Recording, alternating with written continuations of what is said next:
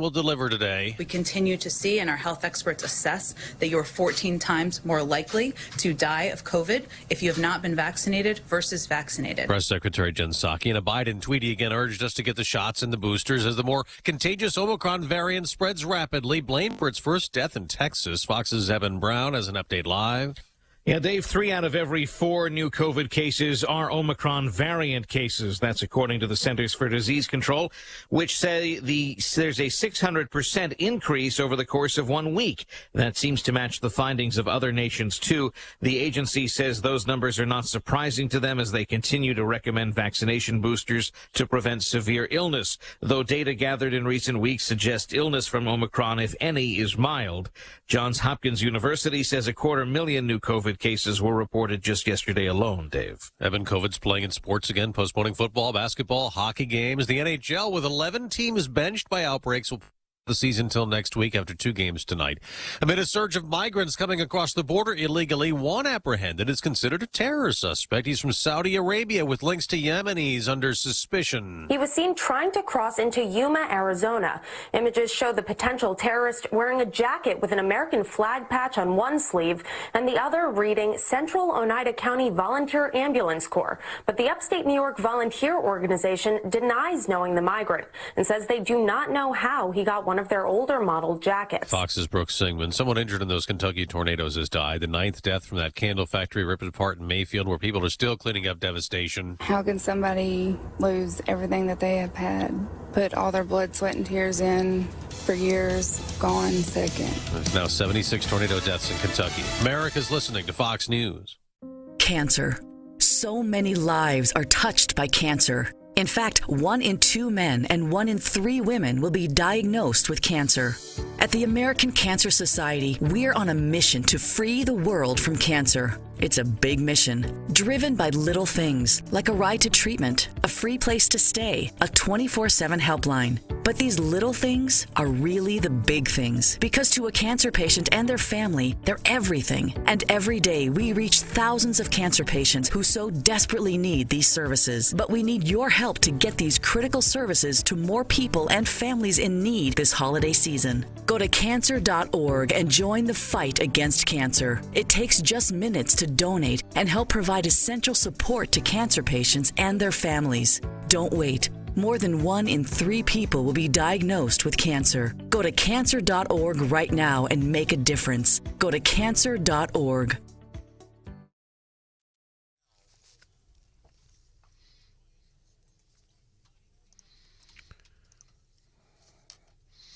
.93.9 The Eagle News Time with Robinson's Cleaners. Robinson saves you time. It is 6:03. Gorgeous morning here in mid-Missouri, albeit on the chilly side. We're 25 degrees right now on our way to high of about 49 degrees. Sunshine today. Clear skies tonight.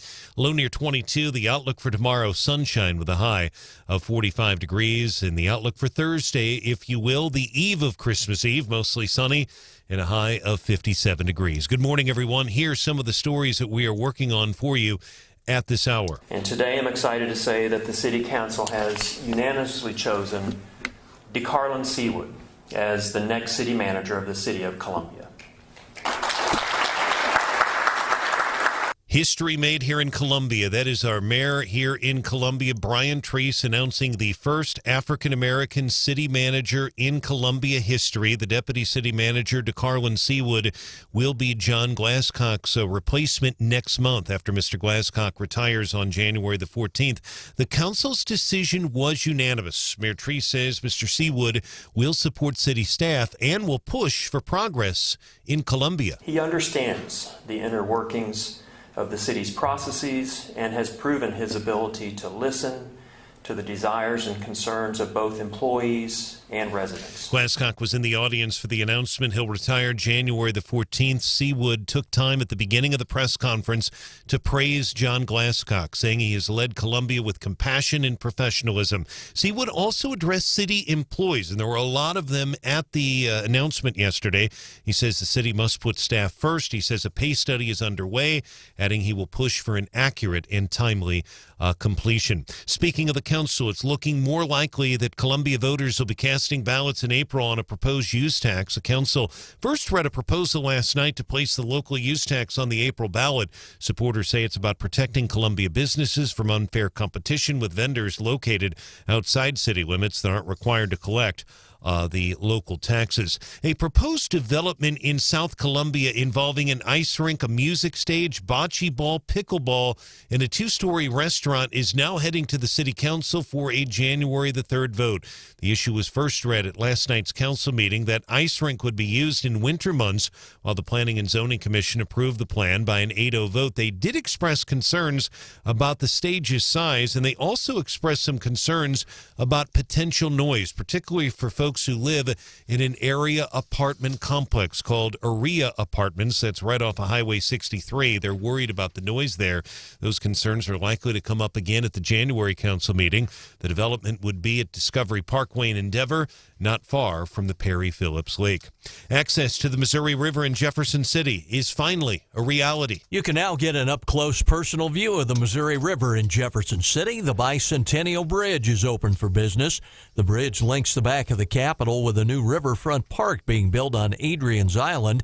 Mayor Carrie Turgeon on big-time donor B.J. DeLong. I'm thankful that she had the chance to see this bridge come to life, and that she knew and she saw it happening. The Jefferson City pedestrian bridge cost about $5 million. Most of that came from private donations. John Marsh, 93.9, The Eagle. A Fulton native is the town's new assistant police chief. The city announcing that Fulton Police Major Dal Hedges is the new assistant chief. Hedges is excited. One of his top priorities includes training for Fulton PD officers and keeping up with technology. The city has also hired their longtime Fulton Police Lieutenant Bill Ladwig as the next police chief. Technically, he is interim chief through next Monday, and then the official title will take over as the chief. While no arrests have been made, Fulton police say they have made some progress in their investigation into a brutal November murder. The body of 26-year-old Donald Simmons was found in the Stinson Creek between West 7th and Route F in mid-November.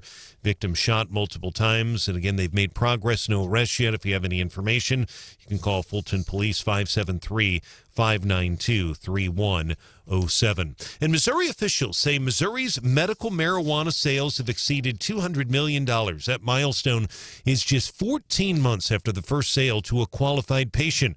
The State Department of Health and Senior Services says more than 300 facilities are now operating in Missouri as cultivators, dispensaries, and testing labs. Missouri voters approved medical marijuana at the polls. 93.9 The Eagle News is brought to you on this Tuesday morning by AirServe Heating and Air Conditioning, ensuring the air in which you live and breathe is comfortable and clean. For all of your heating needs, log on to airserve.com. 93.9 The Eagle News Time, 6:07.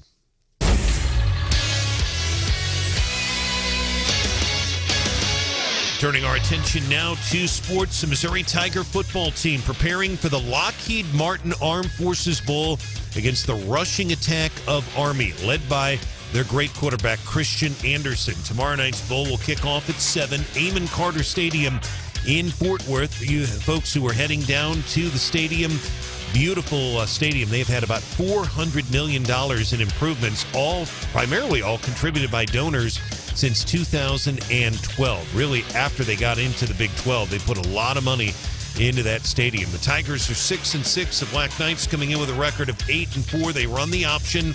Basically, it's a misdirection offense. Mizzou has faced 8 bowl-eligible opponents this year. Very tough schedule.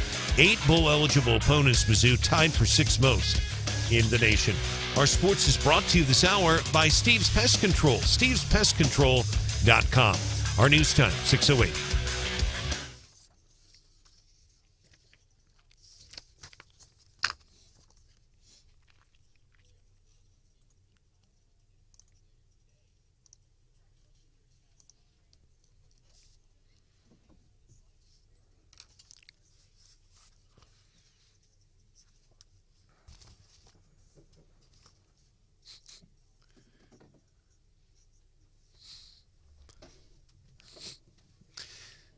$25 degrees here in Columbia, and our weather is brought to you by Steve's Pest Control. The entire team at Steve's Pest Control wishes you and your family a safe and happy holiday season. 93.9 The Eagle News Time, 6:09.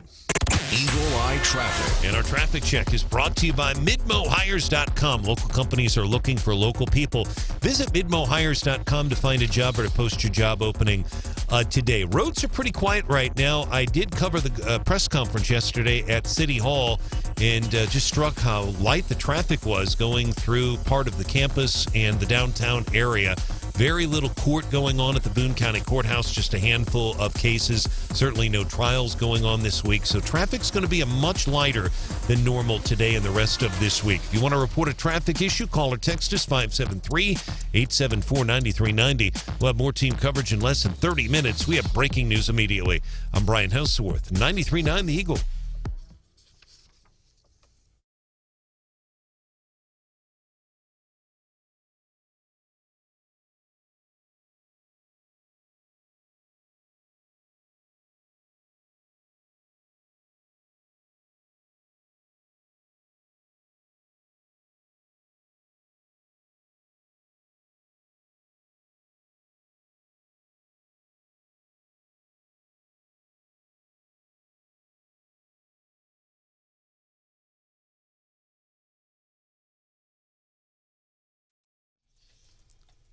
For the unvaccinated, you're looking at a winter of severe illness and death.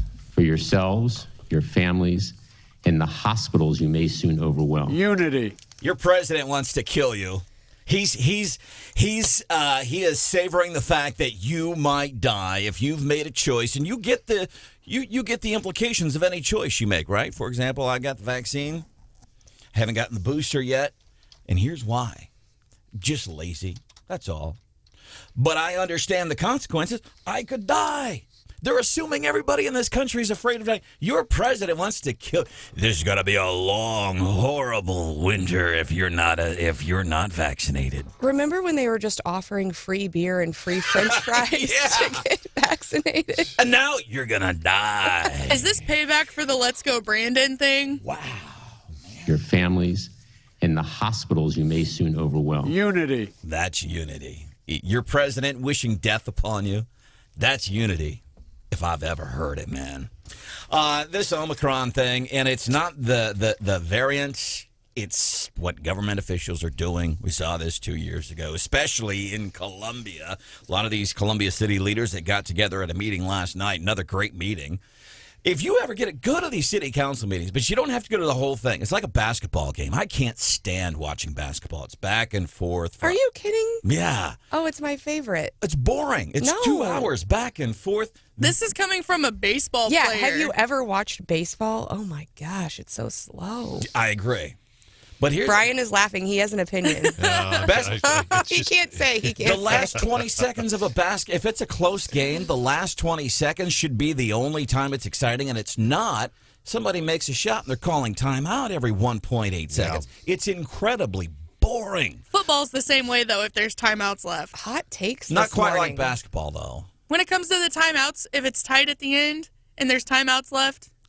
Yeah, Brian, you want to put that one to bed for me? I think it's not the same. I see where Hannah's coming from, but I do agree with you because in basketball, it just seems like it's just one after the other. And it's boring. It's the same thing back and forth anyway. No. No, I will say I do think basketball's exciting, but no, I understand what you're saying. The football timeouts are a little bit different. So these city council meetings are like basketball. The only part of the game that's exciting in basketball is the last 2 minutes. The only part that's really usually, and I hate to say this at the city council meetings, the last hour. Anybody can get up and say anything.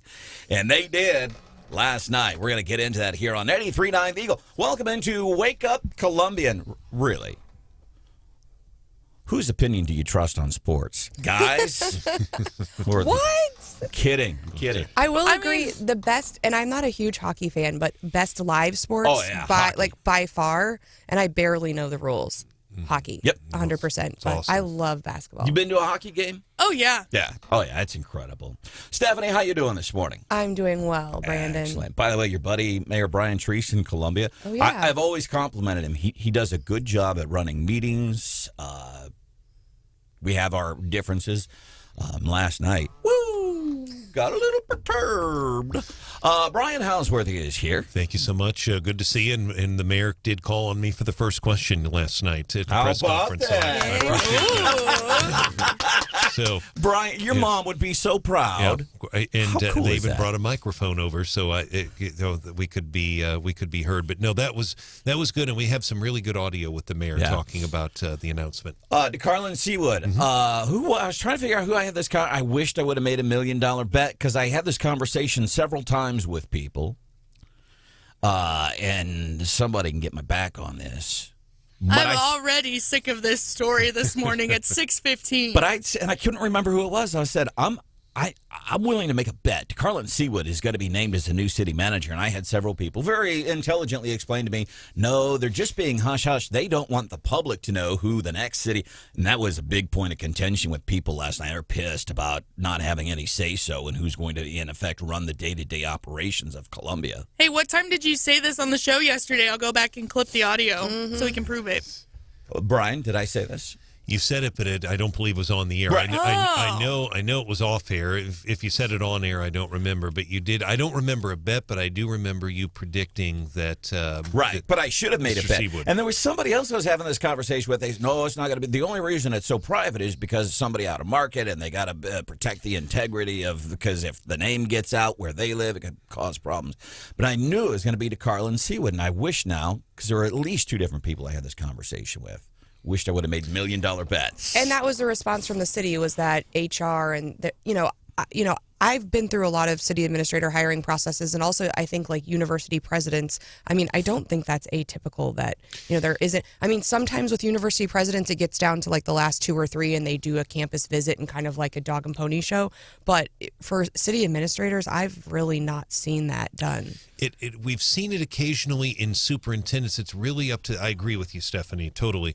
I've seen it a couple times with superintendents, but that actually came up, Stephanie and Branden, the issue, not with my questions. I was more focused on the significance of the hire and priorities.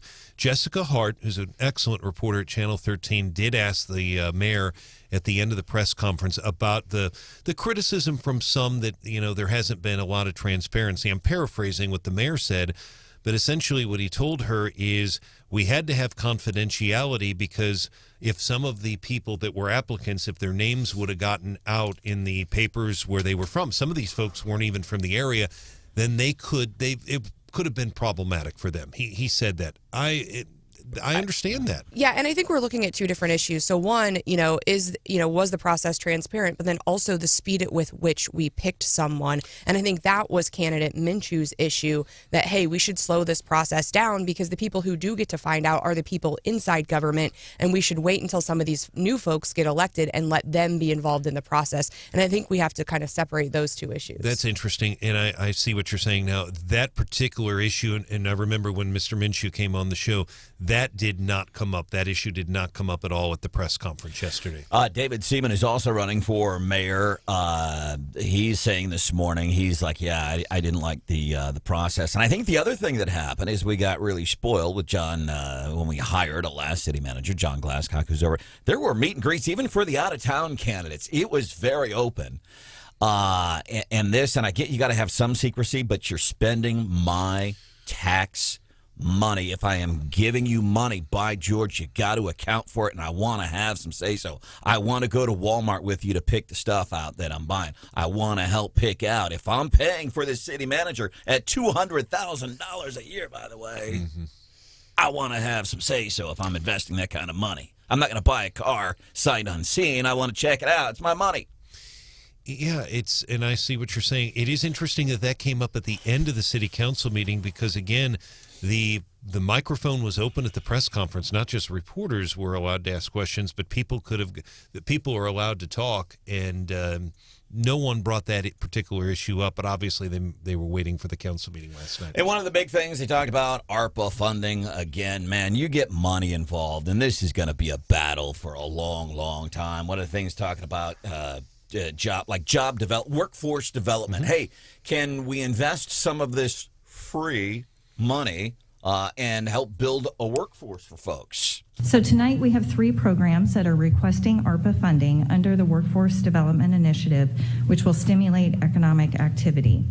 These 3 programs, MACC, JobPoint, and the Como Cooks Kitchen, are currently providing these services and training opportunities to the community. So those are some of the three organizations. Treese got upset last night, called somebody out. Of what we said, Treese has always been very good about running meetings. Tracy Wilson Kleekamp, my favorite racist. She was at it again. Doesn't she scare you? She's frightening. I was going to say, I thought that's not usually your reaction. Man. When it comes to this woman. She is my favorite racist because she's like Joe. She's like it's like if your workplace sends you a Jelly of the Month club for Christmas. It's the gift that keeps on giving. That's what Tracy Wilson Kleekamp is. She's the gift that keeps on giving. As a matter of fact, able to steal a page this week from other. Now, I don't know what her party affiliation is. I'm going to make some assumptions and stereotype that she is a leftist. She is a Democrat. Borrowing a page from San Francisco Mayor London Breed last week. And less tolerant of all the bullshit that is. Oh, my. The language. And wasn't there somebody else yesterday?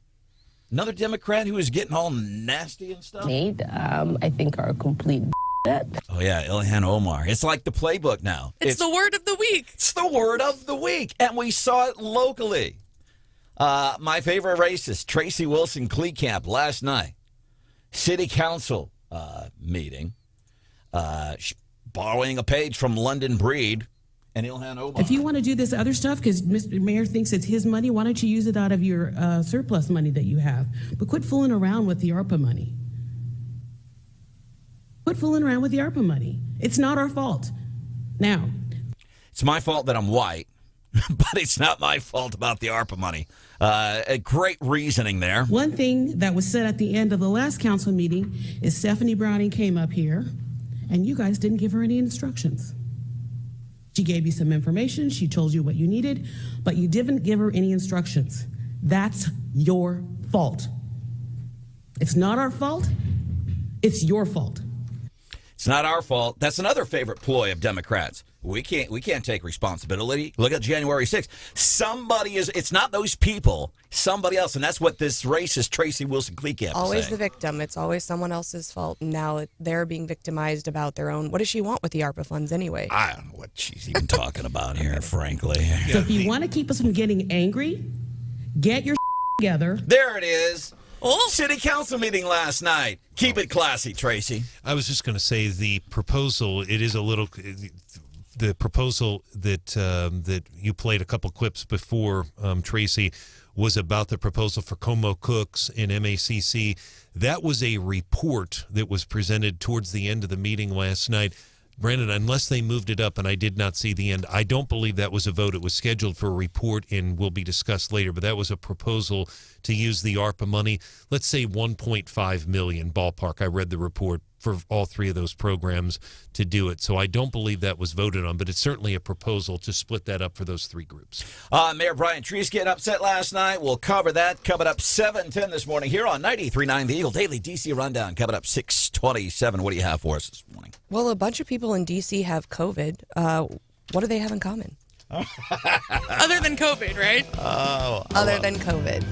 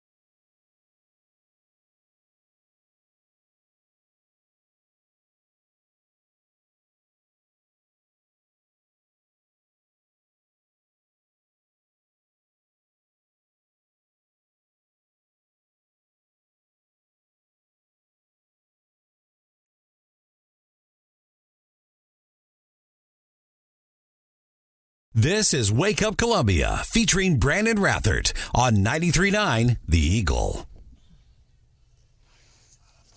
As Secretary Austin has emphasized, the department is focused on prohibited activity, not on a particular ideology, thought, or political orientation. That dude is John Kirby. He is Pentagon spokesman talking about military crackdown on people within the military that have extremist views. Yeah, that are not only have extremist views, but are engaging in extremist activities. According to the Pentagon, fewer than 100 military members are known to have been engaged in extremist activities. And I'm thinking, don't we have bigger problems to deal with? But yeah, so I just Googled, and according to Wikipedia, we have, including Reserve and Guard, we have like 2.2 million service members. Again, we're talking about 100 people they've identified. And so they said, basically, the rules are staying the same, except we're kind of focusing more on social media. Obviously, this appears to be kind of in retaliation for the events that happened on January 6th. And so they're saying it's gotten more specific about what you can and can't do on social media. So one, you have to, there's an action that's an extremist activity, and two, you have to actively participate. But then again, you have to wonder who's the judge for this extremist activity, right? For many liberals, supporting Donald Trump is, rather extremist. So you got to be concerned about who is the judge for our military on what they can and can't do on social media. Also, Democrats have COVID. When we identified the states that first got Omicron, well, we've got one House member and two senators who've now tested positive for COVID, and someone on Air Force One. So a bunch of COVID, but guess what? But they're all Democrats. So those the three politicians, between the three of them, haven't they had 9 times somebody has put a chemical into their body 9 times so that they wouldn't get COVID, and they still got it? Is it like watching a pot boil? If you're so freaked out and so scared, it's going to get you eventually. ABC 17 Storm Track forecast, sunshine, 50 today, same thing for tomorrow. Right now it is 26. Merry Christmas from Steve, Anita, Megan, Jared, and the entire team at Steve's Pest Control. Fox News, I'm Chris Foster. West Virginia Senate Democrat Joe Manchin is asked by the United Coal Miners Union, of which he's an honorary member, to reconsider his opposition to President Biden's Build Back Better economic agenda. The White House accuses the senator of going back on his word to negotiate. Joe Manchin said he expected the White House to come back strong, but Manchin said the White House staff has taken it too far after leaking what he says are absolutely inexcusable things about him. Manchin did not specify what the White House staffers leaked, but made it clear he will not be bullied by fellow Democrats. Fox's Jackie Ibanez. President Biden's expected to announce a plan for free home coronavirus tests in a speech about the pandemic at 2:30 Eastern. Biden took to Twitter to preview his remarks, saying, "We are working around the clock to increase testing capacity, vaccine availability, and support for our hospitals." Fox's Griff Jenkins. The first U.S. death from the new Omicron coronavirus variants reported in Houston. America's listening to Fox News. And now, award-winning news coverage with Brian Hauswirth on 93.9 The Eagle and 93.9theeagle.com. 93.9 The Eagle News Time with Robinson's Cleaners. Robinson saves you time. It is 6:31 here in Columbia. It's 24 degrees, 23 degrees in Jefferson City. Bright sunshine. Today's high 49. Clear tonight with a low near 20. The outlook for tomorrow, sunshine with a high of 45 degrees. Good morning, everyone. Here's some of the stories we are working on for you at this hour. Columbia will soon have its first African-American city manager. After a national search, the city council has named Deputy City Manager DeCarlin Seawood as the next city manager. Mr. Seawood has been the deputy since 2019. He's also worked in Fulton, Ferguson, and in Osage Beach.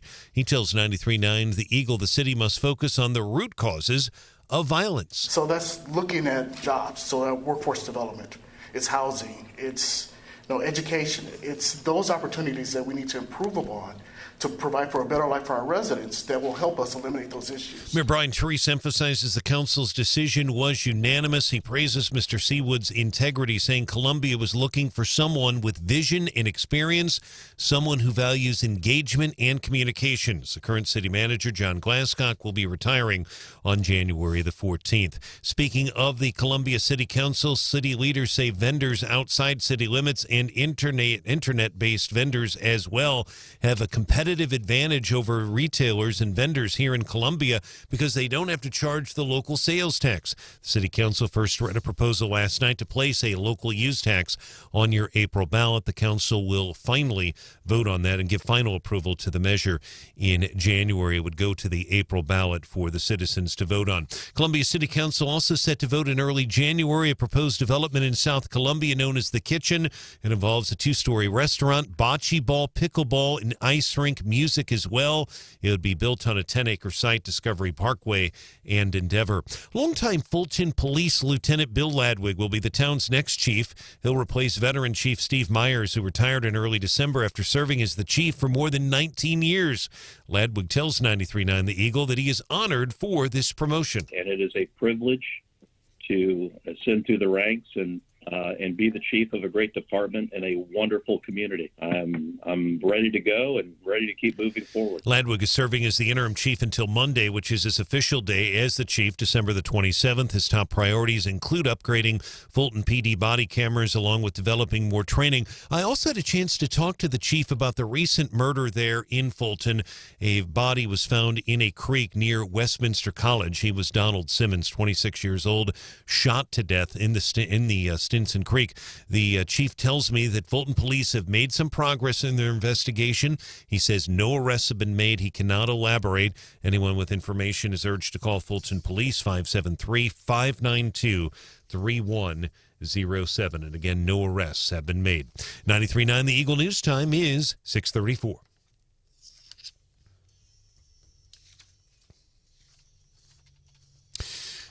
Turning our attention now to sports, the Missouri Tiger football team preparing for the Lockheed Martin Armed Forces Bowl against the rushing attack of Army. Should be a great game. Two teams that have a lot of good power here offensively.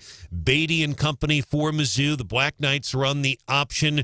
Basically, it's a misdirection offense. Hard to describe. It's the best term we can say. It's similar to the wishbone. Christian Anderson is their quarterback. You're going to see stuff you just never see anymore in college football. Tomorrow night's game kicks off at 7 a.m. in Carter Stadium in Fort Worth. Black Knights 8-4, second leading rushing attack in the nation, almost 300 yards per game. Mizzou facing 8 bowl-eligible opponents this year, tied for 6th most in the nation. Two teams haven't played since 1982, the Warren Powers era. Army is led by the All-American linebacker Andre Carter, big number 34, 15 sacks, 16 tackles for a loss. What a game we expect tomorrow night in Fort Worth at TCU. 93.9 The Eagle Sports is brought to you this hour by Witt Print Shop, where your printed products are so much more than ink and paper. Our news time, 6:36. Eagle Eye Traffic. Traffic check, midmohires.com. Local companies are looking for local people. Visit midmohires.com to find a job or to post your job opening today. Roads are quiet here in mid-Missouri. If you have a traffic situation we need to know about, you can call or text us at 573-874-9390. More team coverage in less than 30 minutes, and we have breaking news immediately. I'm Brian Hauswirth, 93.9 The Eagle.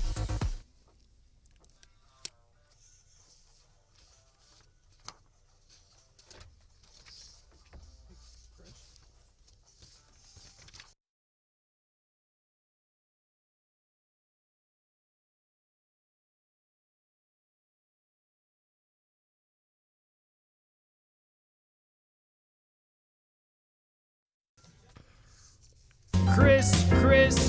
Hi, I'm Becky Arps, and I am so excited that you get to experience a bit of the thoughts I hear every single day. Enjoy. Chris.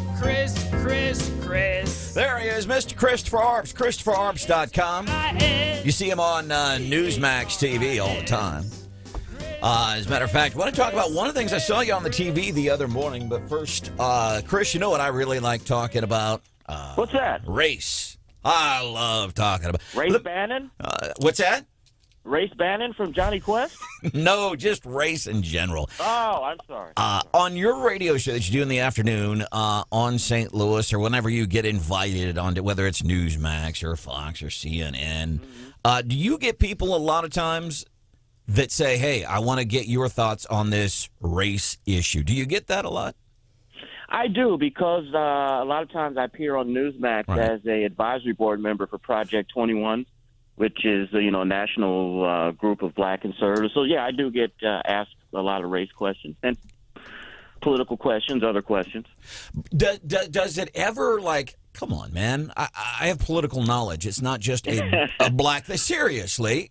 And I think it's worthwhile telling some of our personal history between the two of us before we get into these topics of race this morning. But do you ever get bothered when people say, hey, I want you to comment on this black stuff or whatever stuff?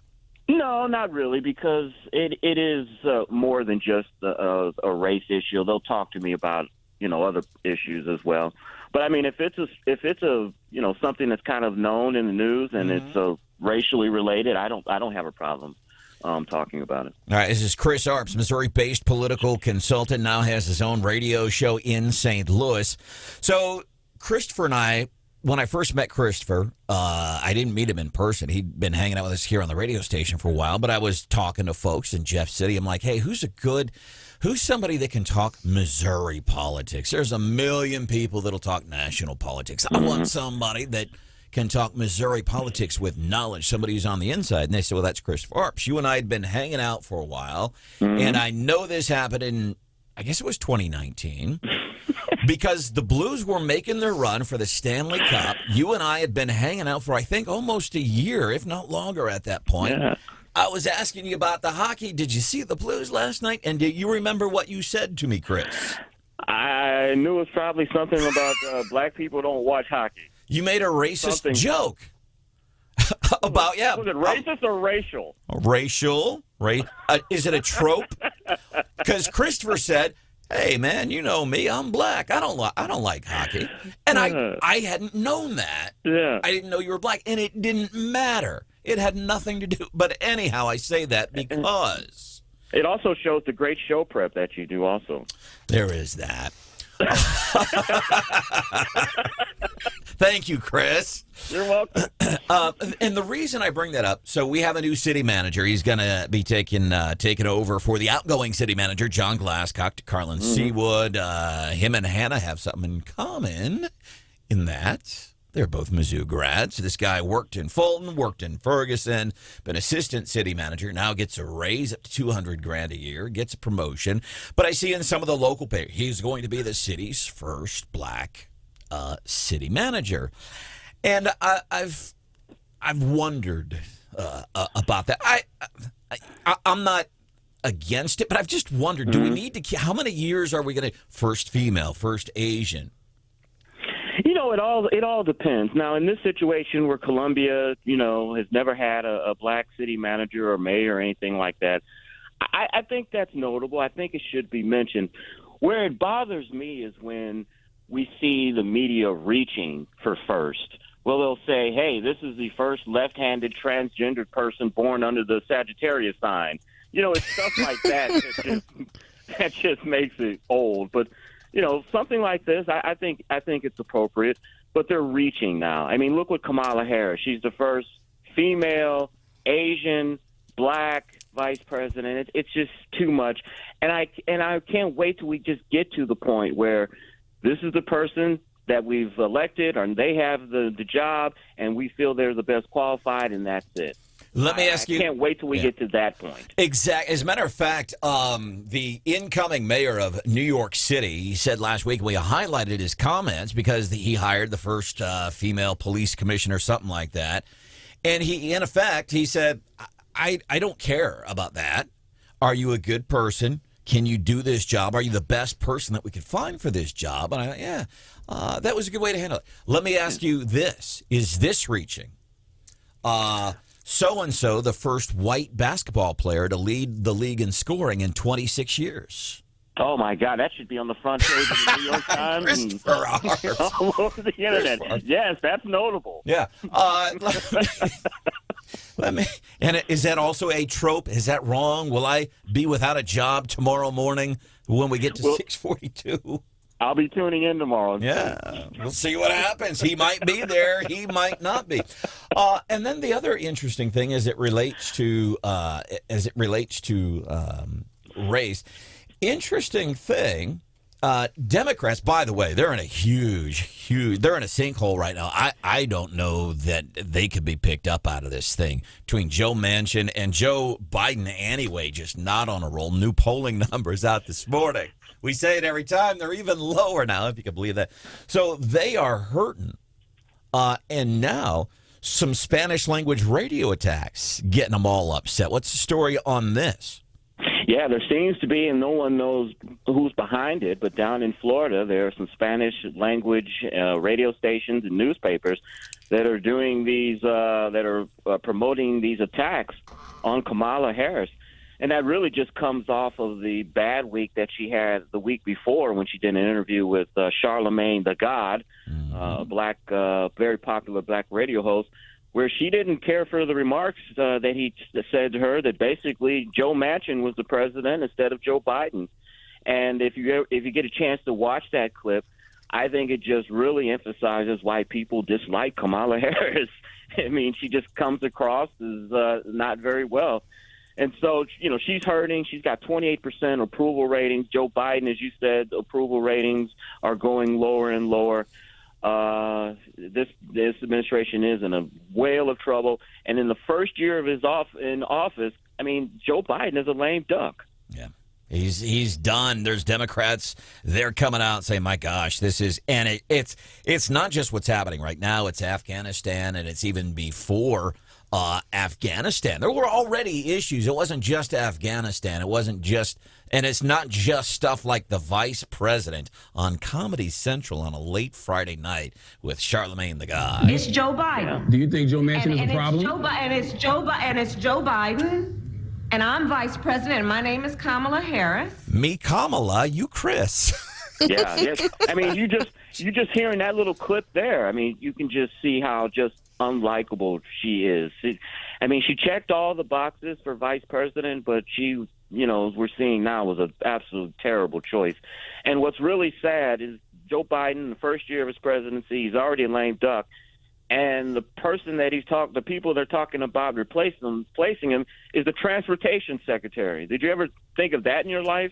The transportation secretary. God. Most people don't even know who that is. Pete Buttigieg. Well, yeah. Oh, I got it. I got one right. There you go. Christopher Arps. By the way, you were on, if you're able to hold, again, on race, which is something I joke, I love talking about race. I say that because it's the exact opposite, Chris. I don't like to. It's never. I'm a 50-year-old white dude. Like, I'm the last person probably that should be talking about race. In these times, you're probably correct. You have to be very careful. So if you can hang out, would like to talk about one of the things you covered on Newsmax TV more in depth. You kind of mentioned it here a little bit.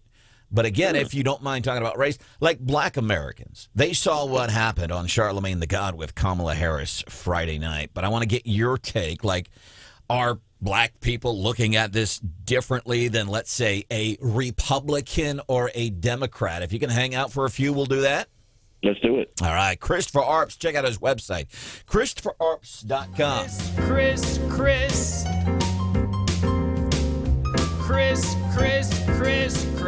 I'm Branden Rathert for Pro Pumping and Hydrojetting. Pro Pumping and Hydrojetting. By the way, more job opportunities. They just keep growing. And like, man, so we get into 2022, we gotta be ready here. We are always looking for good people. Still looking for good people. We know they got some office help. They got some help out on the road recently, and they are still looking. And these folks, by the way, ecstatic about the opportunities. You will work for good people, some understanding people, and it's a husband and it's a wife. And man, even the 10-year-old kid gets involved sometimes. Pretty sweet gig when you are working for Pro Pumping and Hydrojetting. And you know what? There's nothing wrong with at least checking it out. Start with the website, pro-pumping.com.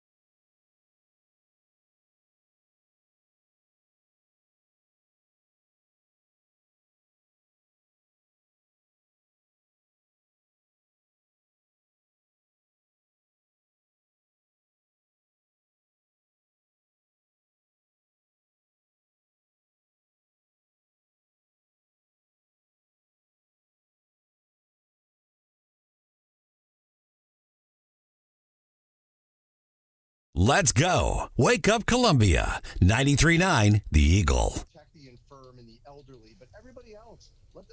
In this country, is it Joe Biden or Joe Manchin? I'm sorry, I interrupted. I don't think the vice president can hear you. It's Simone. I'm so sorry, Charlamagne. We have to wrap. She can hear me. Can you hear me? Can you hear me now?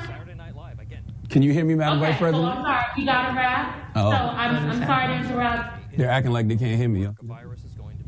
I can hear you. Oh, so who's the I can hear you. real president of this country? Is it Joe Manchin or Joe Biden, Madam Vice President? Come on, Charlamagne. Come on. It's Joe Biden. I can't tell sometimes. No. All right, so Chris Arps, ChristopherArps.com, Missouri-based political consultant, now has his own radio show in St. Louis, has done a piece regarding how will black people react to that. Now, that exchange we heard with your vice president, Kamala Harris, Friday night, Charlamagne the God, he's got a show on Comedy Central. So there's two different points of view. One, the first audio we highlighted where Charlamagne the God asked, who's the president, Kamala? By the way, interesting nod to Joe Manchin. That was Friday before he dropped that bomb on Sunday.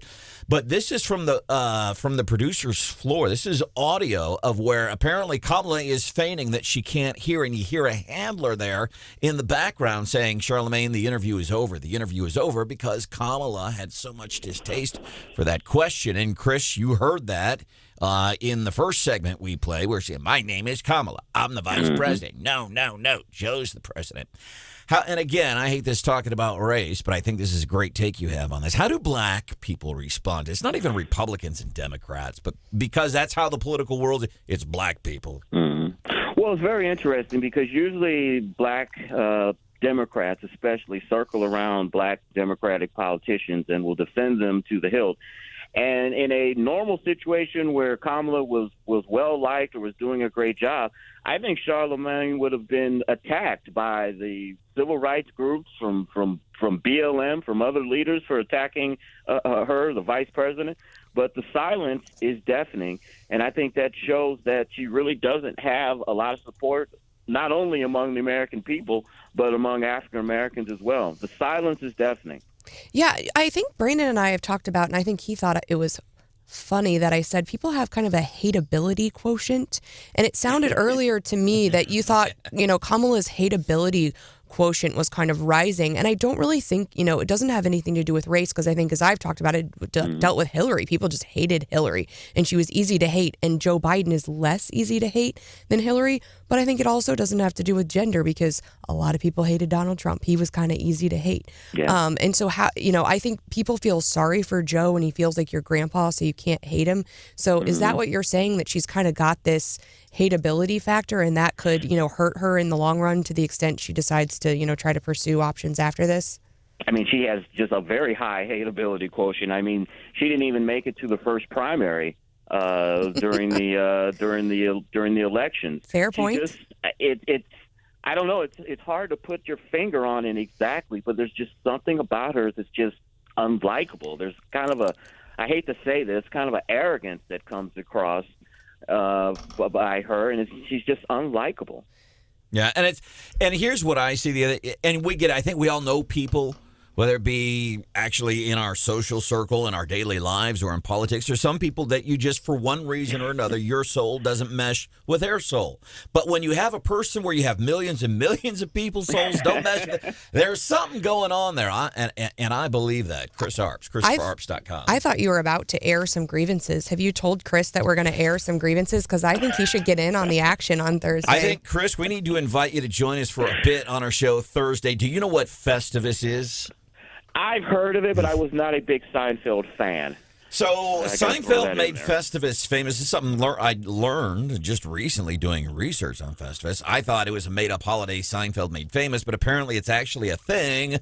Seinfeld did an episode on it, and you're supposed to celebrate it on the 23rd. So I've been telling the girls here on the show, and Brian Hauswirth, we ought to do because you celebrate Festivus Thursday, December 23rd, and we'll air. I don't know if we'll do feats of strength. Because I'd win all of those. There's no point doing it. Of course. But are you serious? Who would beat me? Anybody. Million dollar bet. Can you do a push-up? Oh, yeah. Even with a bad shoulder repaired surgery. Like he had to make it up. Even with a bad. Yeah. Even with scurvy. I think I What was that? probably. Sorry, we can't hear you, Branden. I think I got you on push-ups. So we're doing, and part of it is the airing of grievances. And so we come in and you tell all your family members how they've disappointed you in the past year. Sounds like lovely radio. But here's what's scaring me, Chris, is like for several years now, I've been telling Hannah, the producer, we got to do this Festivus show. And Hannah has always said no. So I'll bring it up again this year. You know, it's kind of like legislation in Jeff City. You know, it ain't going through the first year, right, Chris? Yeah. It's going to take 5 years. So I'll put in a word for you, Diana. Well, thank you. Let's make it happen. So I'm 3 years into this 5-year plan, and she says, yes, let's do it. Not only is she saying let's do it, she's excited. I've got a memo in my phone started. I'm ready. But seriously, you want in on some of this? Like, we'll call you anytime Thursday morning, and you tell us things about us that bother you. What do you think? I don't know. Right? I don't want to come back. Isn't that kind of weird? You're like, it is weird. I don't, but it's healthy for the relationship. I love you guys, though. There's nothing about you guys that irritate me. Yeah, right, Chris. Come on. Seriously. What about that time we played a prank on you?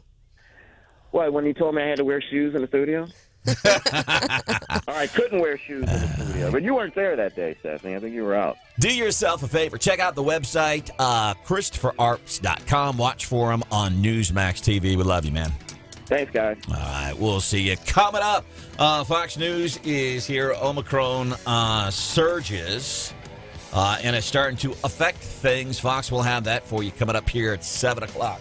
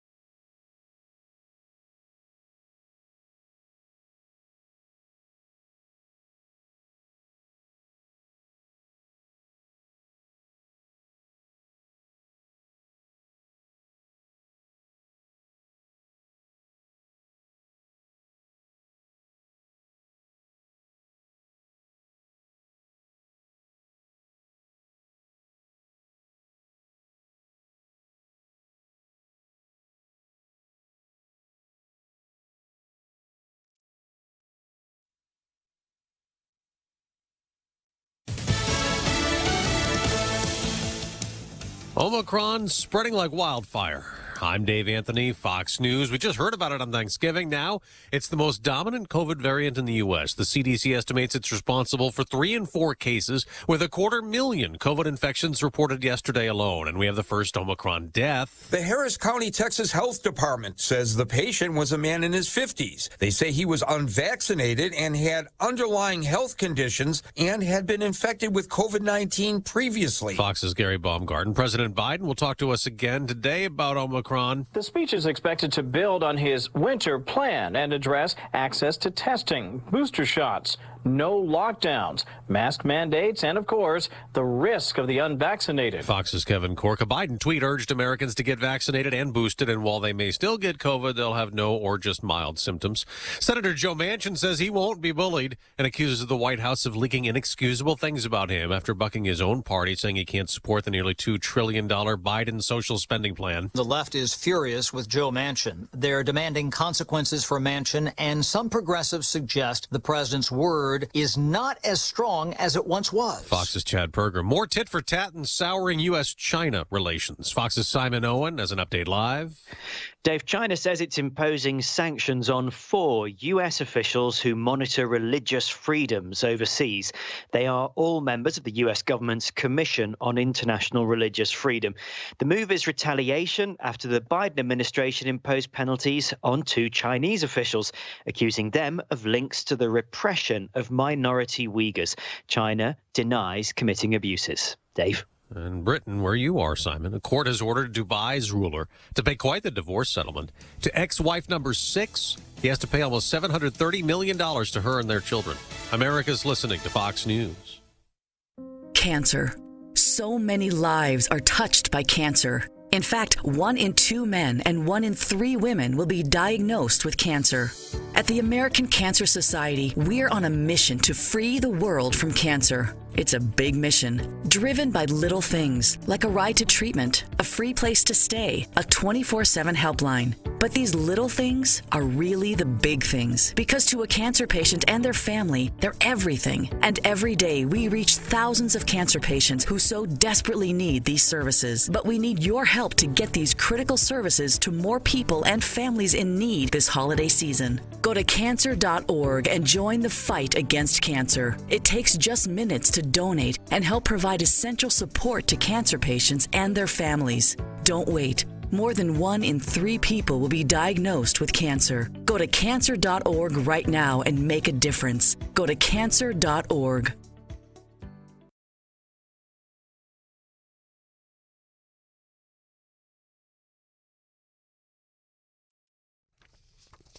.93.9 The Eagle News Time with Robinson's Cleaners. Robinson saves you time. It is 7:03, a chilly morning on this Christmas week.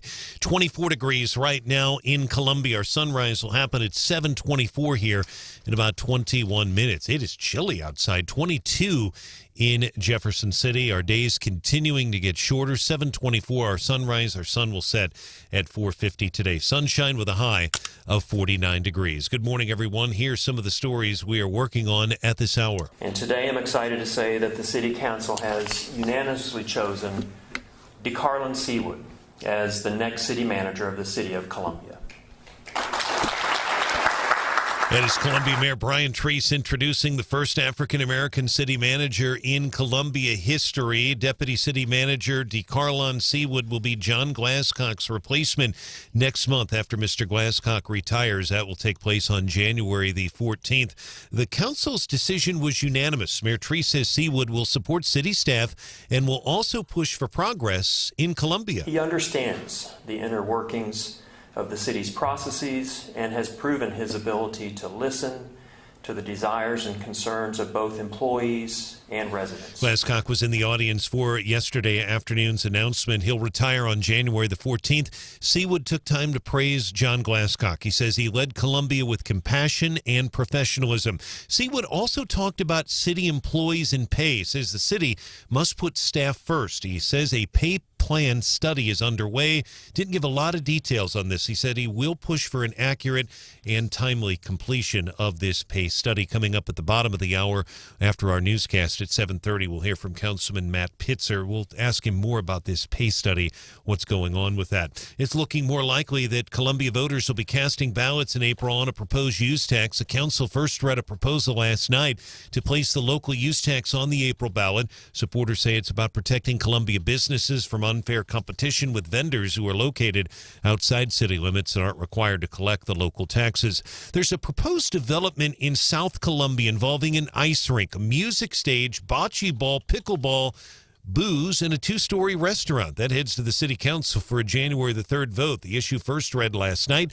Ice rink would be used in the winter months only. That's been discussed, a proposed ice rink in Columbia for more than 35 years. The Planning and Zoning Commission approved the proposal 8-0, but they are worried about the potential noise and the outdoor stage's size. Those concerns likely to come up again in January. A council vote expected at this time.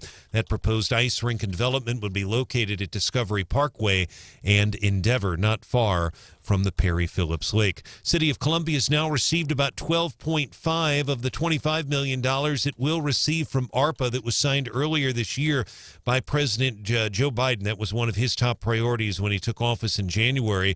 The money will be used for Columbia's recovery and its economic stimulus plan. The council did hear a detailed report about the ARPA money last night. Staff wants to allocate $1.6 million overall for 3 programs that would assist the dislocated workers. And keep in mind that's $1.6 million combined for all 3.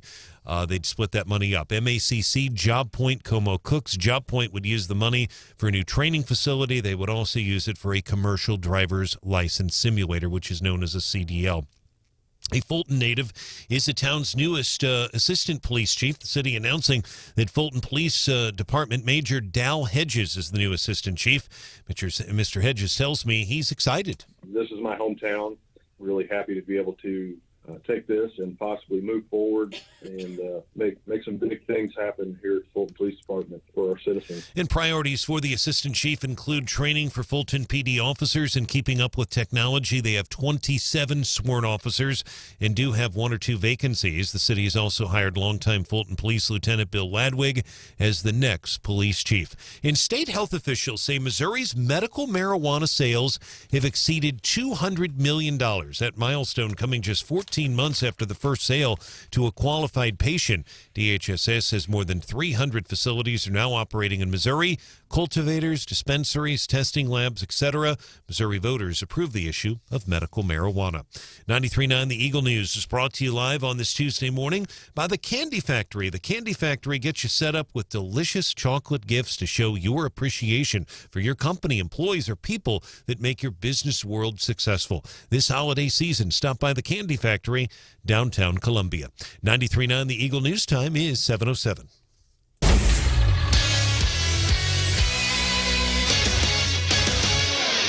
In sports, we'll start with Mizzou women's basketball. They continue to impress. Big win again last night. They're now 10-2. Beat Southern 73-54 last night in Columbia. Haley Frank leading Mizzou 21 points, 6 rebounds. Asia Blackwell 15 points, 12 rebounds. That is her 28th career double-double for Mizzou. College football, the Missouri Tiger football team preparing right now for the Lockheed Martin Armed Forces Bowl against the rushing attack of Army. Tomorrow night's bowl kicking off at 7, Amon Carter Stadium in Fort Worth. That is on the TCU campus. That's Texas Christian University. Tigers are 6-6. The Black Knights 8-4. Black Knights have an outstanding linebacker, Andre Carter, number 34. You'll see him tomorrow night. He's practically in every play. You'll be watching him on Sundays after his military service. This guy is big time. Mizzou has faced 8 bowl-eligible opponents this year, tied for 6th most in the nation.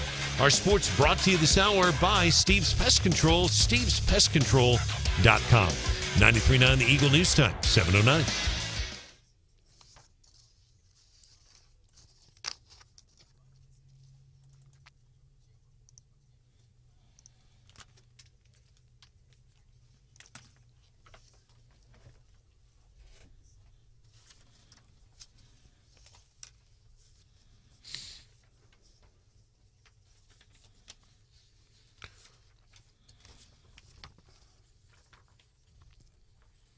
All right, Kevin, thank you. And our weather's brought to you this hour by Steve's Pest Control. Merry Christmas from Steve, Anita, Megan, Jared, the entire team. Steve's Pest Control. It's 24 degrees. Eagle Eye Traffic. 709 93.9 The Eagle and 93.9theeagle.com. Traffic check is with midmohires.com. Local companies are looking for local people. Roads are pretty quiet here in mid-Missouri. You'll notice a lot less traffic this week. A lot of students are already gone back to their hometowns for the Christmas holiday. If you do need to report a traffic issue, give us a call or a text, 573-874-9390. More team coverage in less than 30 minutes, and we have breaking news immediately. I'm Brian Hauswirth, 93.9 The Eagle.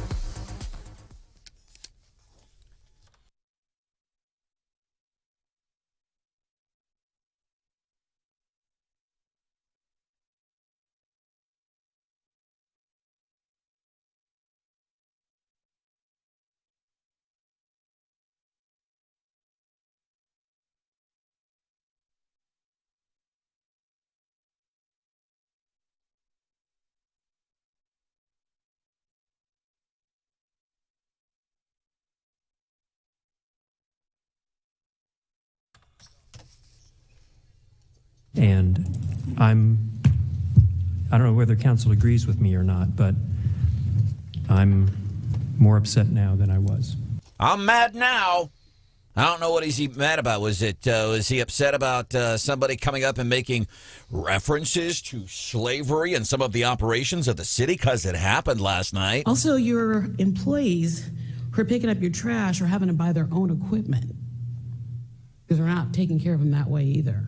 It's almost like you enjoy having a sharecropping plantation in the 21st racism. century. Yeah. That's what it looks and feels like. Yeah, it's racism from the city's biggest racist, Tracy Wilson Kleekamp. Was it because of foul language? Was that why the mayor was upset last night? Because that happened too. This other stuff, because Mr. Mayor thinks it's his money. Why don't you use it out of your surplus money that you have? But quit fooling around with the ARPA money. Quit fooling around with the ARPA money. It's not our fault. Now, one thing that was said at the end of the last council meeting is Stephanie Browning came up here and you guys didn't give her any instructions. She gave you some information, she told you what you needed, but you didn't give her any instructions. That's your fault. It's not our fault, it's your fault. So if you want to keep us from getting angry, get your together. There it is. Stay classy. City council meeting. By the way, it's not the first. I've been to city council meetings where she's used racial epithets at the former police chief when she's had to be escorted out of that building. So that's how she rolls. So a lot of folks apparently they're upset. I feel like a lack of openness on a couple of things. A lot of folks speaking at the meeting last night. Man, these folks that are going around picking up our trash. And Tracy Wilson Kleekamp saying they had to buy some of their own supplies. I don't know what she's referring to. I don't know if that's true or not. Tracy might be a lot of things. I don't know. I don't know that I've ever known her to be a liar. But these the employees that pick up our trash, the city's in a bad way. They can't pay them. Then they get workers from the temp service, and apparently, if you get injured working while you're doing trash for the temp service, you're screwed. There's a lot of things you don't have. Plus, there was a lot of folks upset over the lack of openness in the search for the new city manager, which I wished I would have made $1 million bet. I knew it was going to be this guy. But I listened, and I'm glad I listened because I had several people intelligently explain to me why it was not going to be DeCarlin Seawood. I'm pretty sure it's going to be him, and it was. He was announced yesterday, so again, I think it's important to note the complaints that you were hearing were at, obviously, the end of the city council meeting. I was at the announcement itself, yes. In the announcement itself. And it's really interesting. There was zero criticism. The community had a microphone. No one said anything there. In fact, Mr. Seawood received a standing ovation. I didn't hear any complaints. In fact, people were literally lined up out the door wanting to meet him. So wasn't aware the complaints obviously didn't happen until later. Bottom line here is that they had about ballpark 30 to 35 applicants. They pre-screened about 10, according to Mayor Treese, and interviewed 3.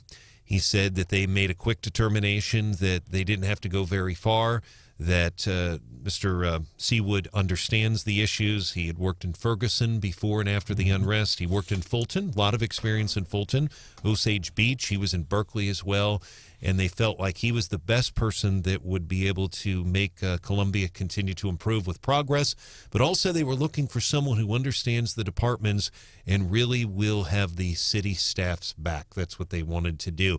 And then the first thing Seawood did, Mr. Seawood, when he spoke yesterday, is he paid tribute to John Glasscock, said he led with compassion and that there were very tough times. Didn't elaborate on the times, but I think he was talking about COVID, stuff like that, but really praised him. So no criticism at all at the 4 o'clock briefing yesterday. Well, he's the guy, right? And now he's the boss man and he's in charge. So, of course, as soon as he's announced, there's going to be, no one's going to, criticize at that level. I do think, the criticism we heard ahead of the pick was that, they should have waited. And that was from Randy Minshew.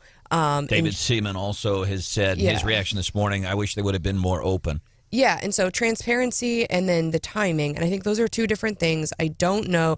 Branden, you had said that in the previous search they had been more transparent. I think in a lot of times with similar searches, really it's done internally. But I do think the criticism about waiting, because we are going to elect a new mayor, we are going to elect new council members, that maybe having their involvement would have been helpful, but obviously the pick has already been made. And the council's decision was unanimous, which, you all three of us follow this council very closely. It's rare they agree on anything. Very, very rare. I shouldn't say on big issues. On more non-controversial issues, but they did agree on this. And a couple of the council members were able to speak as well. So, but there was a reporter who did ask about the issue of transparency, and the mayor, to Stephanie's point, the mayor's point was that the issue of confidentiality, if some of these applicants, their names would have gotten out in the press, that could have caused some issues for them back home. But why wasn't that not an issue last time, or the time before that, or the time before that? I think is what people are asking. And this came up last night. Mr. Glasscock, being a short timer, came up from somebody. I think this woman's upset about the pay for people in trash. But Mayor Brian Treese had John Glasscock's back here. Where have you been for the last 6 months? And Mr. Glasscock, I know you have a foot out the door, but please do not make your comments personal. And don't assume that we don't disagree with you, Rebecca. I'm very angry. She's very angry. And he said most any kind of government where they have a board, school board included, most of these have a rule. You don't address people by name. I've never heard that rule enforced when somebody's saying something nice about somebody when they're doing that. I've never heard it go that way. Welcome into the show. Wake up, Columbia. There's Stephanie Bell. Good morning. Brian Hauswirth. Good morning. Hannah, the producer. What up? My name is Branden Rathert. Something we can do for you. 874-9390. 874-9390. Man, this stuff with Manchin in the White House, this is getting dastardly almost. I think the White House. So Joe Manchin, he was doing a radio interview yesterday, and he's saying two things. He says, you got to remember, when I talk about when I'm in a situation where I'm negotiating with Joe, it's not always with the a lot of times it's with staff. But then you say, when I'm negotiating with the president, the other thing you're starting to talk about, some of these ugly things coming out of the White House about, apparently, what Manchin is saying. Knowing the White House, knowing the likes of Ilhan Omar, and knowing the likes of Kamala Harris and how they operate and what they do, I believe they're lying in what they are saying about Joe Manchin. I absolutely believe some of the things they're coming out with about him. I believe they're lies. This is Joe in that radio interview yesterday. It's staff-driven. I understand staff. This is not the president. This is staff. And they drove some things, and they put some things out that were absolutely inexcusable. They know what it is, and that's it. So he's saying it's inexcusable. He's not saying it's not true. He's saying it's inexcusable. So what did the White House put out on Joe? By the way, Mitch McConnell separately doing an interview yesterday. Did you hear what he said to how he publicly addressed Joe Manchin, Mitch McConnell, in his interview yesterday? No. Mitch McConnell said, come on over. He did. He really did. He said, if you're inclined, come on over. Come see us. But here's what the White House is putting out. They're in effect saying that, well, here was the sticking point. Joe Manchin asked the president, he says he was worried about some of this childhood tax credit money or some parents would be using that to buy drugs. It just sounds made up. Here's why. Our Democrat, our own, hurt us. I mean, he crushed us. Make no mistake about how serious of a move that he is pulling off here. It's a major detriment to the party. So I believe the White House go after him. Let's say something that's woke. He's questioning parents. It's potentially even maybe a backhanded racist trope. Oh, these parents are going to get this money and they're going to buy drugs. I believe Joe Manchin didn't say it. Absolutely sounds like something the White House. I don't think you said it either, but I mean, it's universal income is what it is. Just giving people cash. You used to have to be able to work to get the child tax credit, and now you don't. And so I think there are legitimate concerns about what people are actually spending their money on, whether they're spending it on fake eyelashes and lip filler or video games or drugs.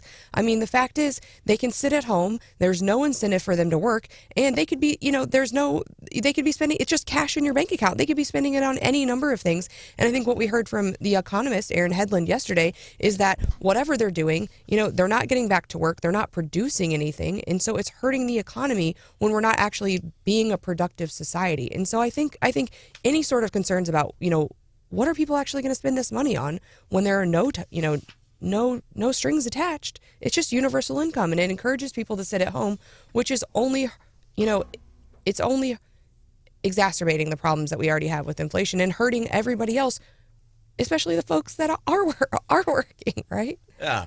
By the way, interesting conversation via text, 874-9390. We were chatting with Christopher Arps earlier this morning, and I don't like it. Whenever somebody's named into a position, it's the first female ever in this position, first time that an Asian, it's the first time a black man is now the city manager of Columbia. You're just really mad because you'll never be the first because you're a white dude. 50-year-old, first white dude to lead the NBA in scoring. Okay. In a lot of years. We can go with that. But we asked Christopher, who's black, but that's not why he's here. He knows Missouri politics. But we asked him, what are your thoughts on that? He said in this situation, he says it can get silly sometimes. First this, first that. He says, but in this situation, Christopher Arps felt comfortable with, okay, DeCarlin Seawood, first black city manager in Columbia. And I want to say this, my initial reaction after I learned that, and I knew it was going to be him, but my initial reaction was, yeah, it's because he's black. And now I almost feel bad for thinking that. Because I know the guy, he's highly recommended. He was already working with the city. He's got a lot of experience. And I already knew that he was going to be the guy. I already knew that, but I felt bad for asking. But anyhow, John, there's a guy having a conversation with on text, and he's kind of like, yeah, I kind of feel bad even saying that, but... So we're having a good conversation. Why? Because we talked about it on local radio. That's the power of local radio. You talk about some of those things that sometimes can be uncomfortable, and we can talk about it and have at it. 874-9390. Rick, welcome into the show. What can we do for you? Well, you were talking about our new city manager, and, there's a couple things you can look at. If we're going to get a new mayor, and if they would have brought somebody in from way out of state, and the new mayor and city council said, okay, well, this guy's got to go, there would have been a large severance package. And with this gentleman, just bringing him up means that even if the new mayor says, oh, this guy's got to go, he could be relocated in the city in another position, and he wouldn't have to be a big severance package paid and all that. And so there's a lot of things to look at. But, also he scared me when he said diversity. That can mean that the best guy won't get the job. Mm-hmm. And I think the police chief and him will wind up clashing, because every time there's a crime in one of these minority neighborhoods, you go in and talk to the older folks or the parents of children. Oh, this has got to stop. This has got to stop. Yep. And I don't think this is going to solve that situation with a city manager and the police chief clashing. All right, Rick, I don't mean to cut you off running behind, which, by the way, remind me to tell you about my idea for a podcast from Wake Up Columbia, because we're always running behind. Rick, thank you for the phone call. What's Hot with Hannah coming up?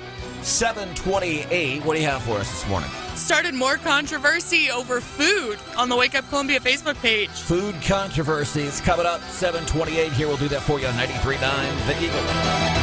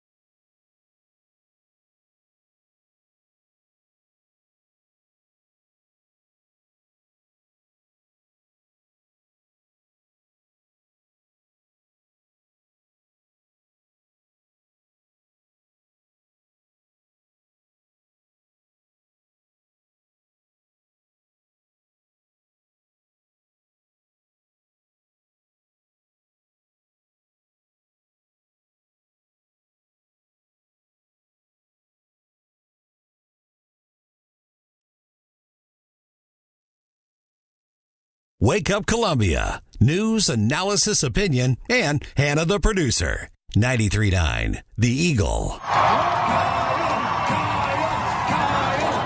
Kyle Rittenhouse taking the stage at Turning Point USA's America Fest in Arizona earlier this week. Gets a standing rock star ovation. And after what the national news outlets put this guy through, and for what the guy who's now in the White House, what he said about him, he absolutely should get a rock star standing ovation. Right now it's 7:25-ish, which means it's 7:29. Time for What's Hot with Hannah. Well, it's basically a meme that I posted, but it got some reaction. It's the holidays. We're all miserable, Pretty Hannah. much. So the text post says, I just found out that cauliflower waffles are now a thing, and I just want to say if anyone ever serves me a cauliflower waffle, I will call the police. Man. Have you had the cauliflower mashed potatoes? They're Yes. They're using cauliflower. Cauliflower is nasty. They're using it for everything. Cauliflower pizza crust is not terrible. Cauliflower rice is good. No. You know what kind of rice is really good? Rice. Thank you. Coming up, Fox News is here. Build Back Different?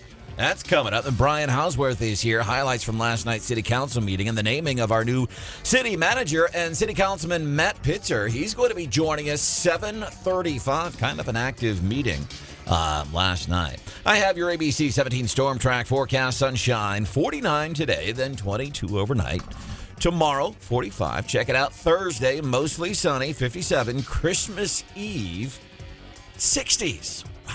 Right now, 24. Merry Christmas from Steve, Anita, Megan, Jared, and the entire team at Steve's Pest Control. Steve's Pest Control, wishing you and your family a safe and happy holiday season. You can check them out online. Steve'sPestControl.com.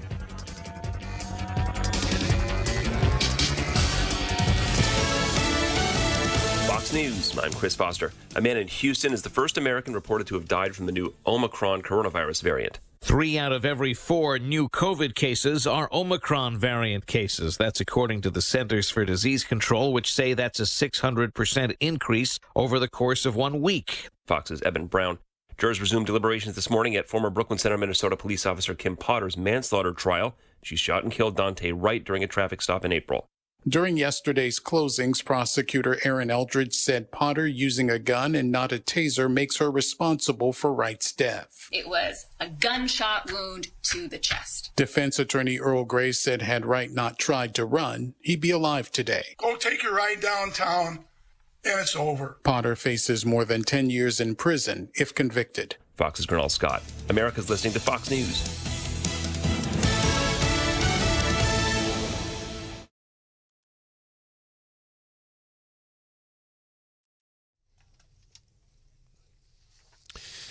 .93.9 The Eagle News Time with Robinson's Cleaners. Robinson saves you time. It is 7:31 right now, and we're expecting a beautiful day today, albeit chilly morning right now. 25 in Columbia. It's 23 degrees in Jefferson City. Our sunrise this morning, 7:24. It will set at 4:50 this afternoon. We're expecting sunshine. Today's high right around 49, clear tonight with a low near 22. Good morning, everyone. Here's some of the stories we are working on at this hour. A Jefferson City man who is facing a first-degree murder charge instead pleads guilty to involuntary manslaughter instead. A mistrial was declared, you'll recall, in Devin Shrimp's trial back in October. A jury could not reach a verdict.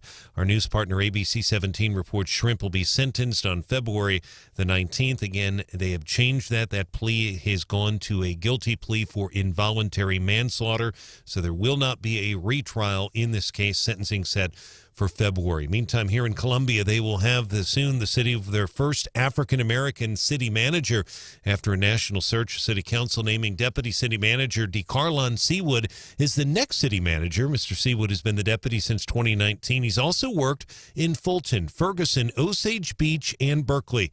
He tells 93.9 The Eagle that the city must focus on the root causes of violence. So that's looking at jobs, so that workforce development.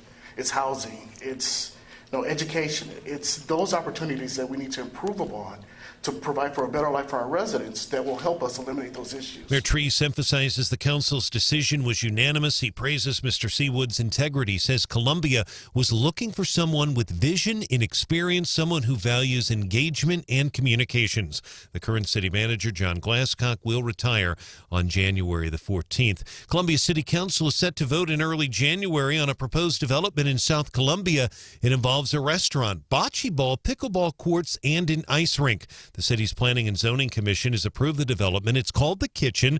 It'd be built on a 10-acre site at Discovery Parkway and Endeavor. That restaurant would be 2 stories. Coming up after our newscast, Councilman Matt Pitzer will join us. He'll recap the last night's council meeting. We'll also talk about Mr. Seawood's hiring as well. Longtime Fulton Police Lieutenant Bill Ladwig will be the town's next chief. He will replace the veteran chief, Steve Myers, who retired earlier this month. The new chief, again, Bill Ladwig, has been in the city of Fulton for a number of years. Before that, he worked for Zimmer Radio Group. He was a radio personality at one time on KCMQ before he went into the police academy. Mr. Ladwig tells the Eagle he's honored for the promotion. And it is a privilege to ascend through the ranks and be the chief of a great department in a wonderful community. I'm ready to go and ready to keep moving forward. Ladwig also is serving as the interim chief until Monday. That's his first official day as chief. His top priorities include upgrading the body cameras for Fulton PD. I also had a chance to talk to the chief about the unsolved murder from November. You'll recall the brutal murder of Donald Simmons. His body was found in the Stinson Creek back in mid-October between West 7th and Route F near Westminster campus. He tells me that there have been no arrests. However, he says they have made some progress in the investigation. He could not elaborate. If you have any information on this case, you can call Fulton Police 573-592-3107. Our news is brought to you this hour by Dr. Kent Willett Dental Associates. Make an appointment now, WillettDentalAssociates.com. Our news time, 7:34.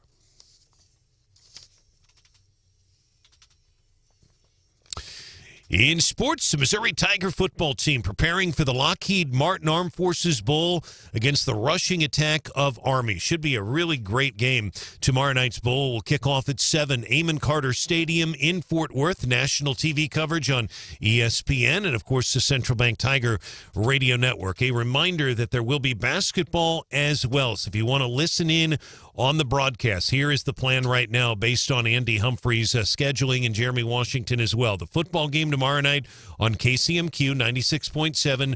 Mizzou basketball, the bragging rights game on KTGR, our Zimmer sports station, 100.5 FM. Mizzou, by the way, hasn't played Army in football since 1982. Mizzou women's basketball now 10-2. They beat Southern last night in Columbia 73-54. Our sports is brought to you this hour by Adam Kinser, Service Master of Columbia.com, 573-443-8383. Our news time, 7:35. Eagle Eye Traffic. And our traffic check is with MidmoHires.com.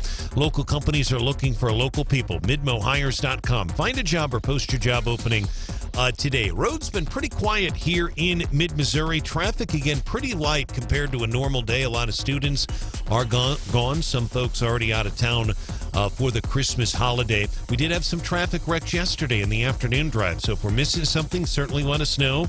You can call or text us, 573-874-9390. More team coverage in less than 30 minutes. Breaking news immediately. I'm Brian Hauswirth, 93.9 The Eagle.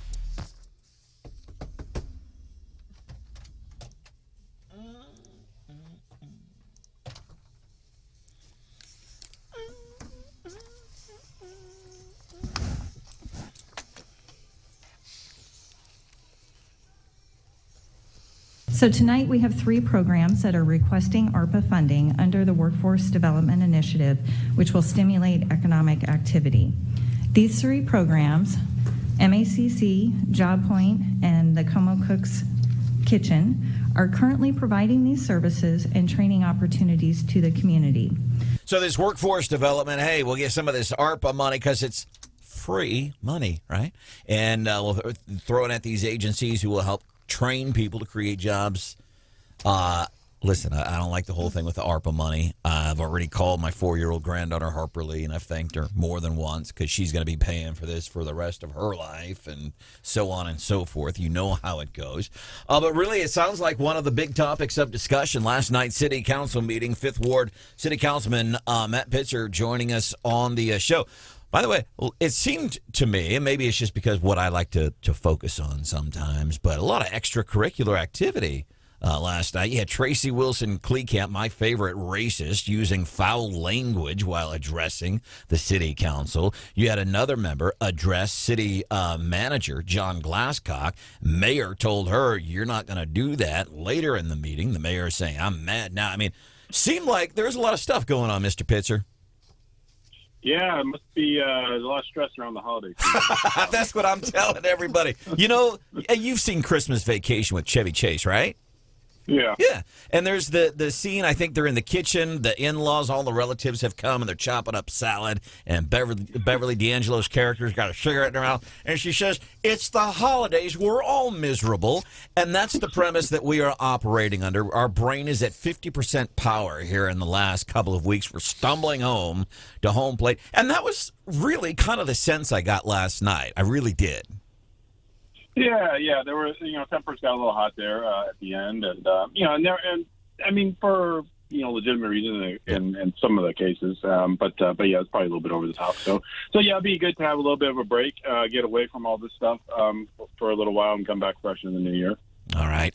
So last night, this money, the ARPA money, in your mind, was that one of the big things? Obviously, this was on the heels of the announcement of DeCarlin Seawood becoming our city manager, but which is probably one of the big takeaways from last night's meeting. Right. Yeah. I mean, the big news of the day obviously was DeCarlin and moving forward with him and really looking forward to that. And he's a great guy, and I'm sure you'll get to know him and have him on the show in the coming weeks and months. So I think that he's going to do some great things. In terms of the meeting, the ARPA discussion has it's gotten heated multiple times. Just because it's there isn't a real consensus on how to move forward. The mayor laid out sort of a framework for some ideas last summer or spring even, like 6 or 8 months ago. And then, a whole bunch of people showed up at meetings and said, "Hey, you can't do anything without public input and discussion and blah, blah, blah, all this stuff." And, nothing has happened. Meanwhile, this money was sent to the cities and counties, to help people recover from everything that's happened over the last 18 months and put themselves in better situations. And we just haven't done anything with it. So, this workforce development, there's some interesting ideas there. MACC does a great job. Job Point, they do some great things. I would just really like to see us, start moving forward with allocating, some of that funding. I mean, it's not doing us any good. It's not doing anybody any good just sitting in the bank account. You mentioned that you're not too happy about it, and I get that, but it's happened. So now that it's happened, let's move forward and try to get to work with it. All right, City Councilman Matt Pitzer joining us this morning on Wake Up Columbia on 93.9 The Eagle. I'm Branden Rathert, Stephanie Bell, Hannah the producer, Brian Hauswirth, all hanging out. Branden, thank you so much. Good morning to you, Councilman. We appreciate your time. 2 unrelated questions, one about the pay issue for city employees and the other one about this proposed ice rink, this major developments south part of town. I want to start with the pay issue because that came up yesterday at the briefing that you were at and I was at City Hall. Mr. Seawood said, and he basically pledged to the staff there in the audience, he said, "I will work with you. I will push with, basically it will be a top priority for me, the city employees." And he referenced a study about pay, said, "I'm going to push for a timely completion of that study." Do you know the status of that report, where that is? Not specifically. I mean, it was something that was just started this fall, and will take, it's one of those things that takes several months to get to completion. So hopefully, I would say sometime in the spring, but I'm not sure of the exact timing. But DeCarlin has been, working on a lot of employee engagement issues. If you remember back a few years ago when John Glasscock came in, I mean, we were basically at a point where we had a lot of employees that were, almost in revolt essentially against the top management. And John did a lot of good things, to fix that. One of them bringing into Carlin. Carlin has worked with a lot of different employee groups on some of their things. The reason that it's important to everybody else out there is that we need folks in those positions to pick up the trash, to make sure the lights turn on, to drive the snow plows in the winter, and all those kind of things. And it's just become harder and harder.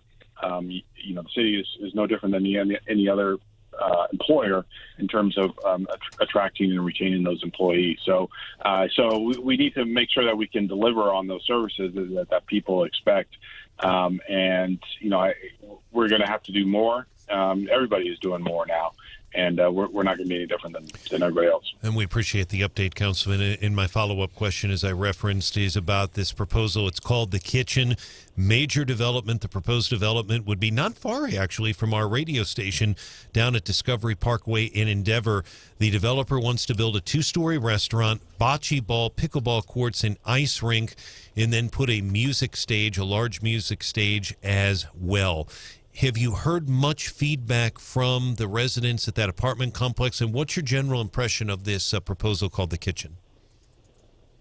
Generally, it sounds like an interesting idea, and I haven't heard, much, opposition or pushback to it, and I'm not sure exactly where that is in the process either. There's some approvals that they need, but the last I heard, that was all moving forward, and was likely to come about. And it sounds like an interesting additional amenity in that Discovery Parkway area. Been a lot of development there with not only the apartments, but you've got, there's a hotel and restaurants out there. We've got the sports field houses out there. And Gans Creek Park is just across the way there. So there's a lot going on right there. And, that to me, it sounds like, an interesting additional, feature for that area.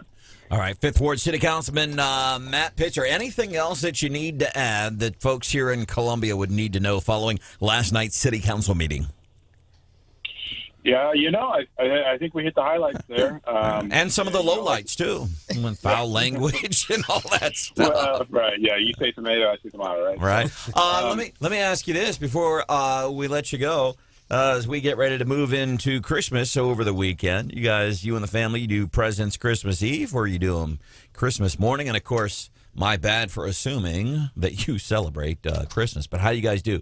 Christmas Eve or Christmas morning? I'm a Christmas morning guy. I'm kind of a hardliner on that. Like, I don't want to, you can't break the seal until Christmas Day. I like that.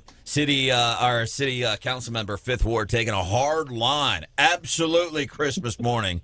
Christmas gifts. Mr. Pitzer, anything we can do to be of service to folks here in Columbia, you let us know. All right, we'll do. You guys have a good Christmas and a Happy New Year. All right, thank you. City Councilman Matt Pitzer. Don't. All right, there's Trump. Don't. What is Mr. Trump poo-pooing there? We'll have that coming up for you. We'll do that here at 7:50 on 93.9 The Eagle and 93.9theeagle.com. And there are more changes in the White House. Even the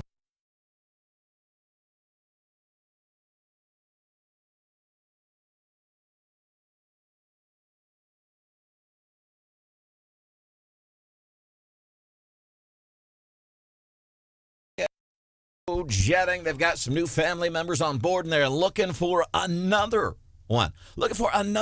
family member. So if you like helping people and you're excited about learning a new potential career opportunity, it's not a job at Pro Pumping and Hydrojetting. This is like a real opportunity for you, man. You get your foot in the door and you learn a new thing, and then you're going to be training people. And heck, John and his wife might let you run Pro Pumping and Hydrojetting. I'm telling you, after knowing this family for several years, I promise you, this is the kind of job you want because of the opportunity to learn something new, because of the opportunity to really take care of your family, and because of the opportunity to have flexibility. I mean, think about how much time you'd be spending in a workplace. We spend a good chunk of our time in the workplace. We want some flexibility. You'll get some of that with Pro Pumping and Hydrojetting. You can learn more about this or any other job opening they have, pro-pumping.com.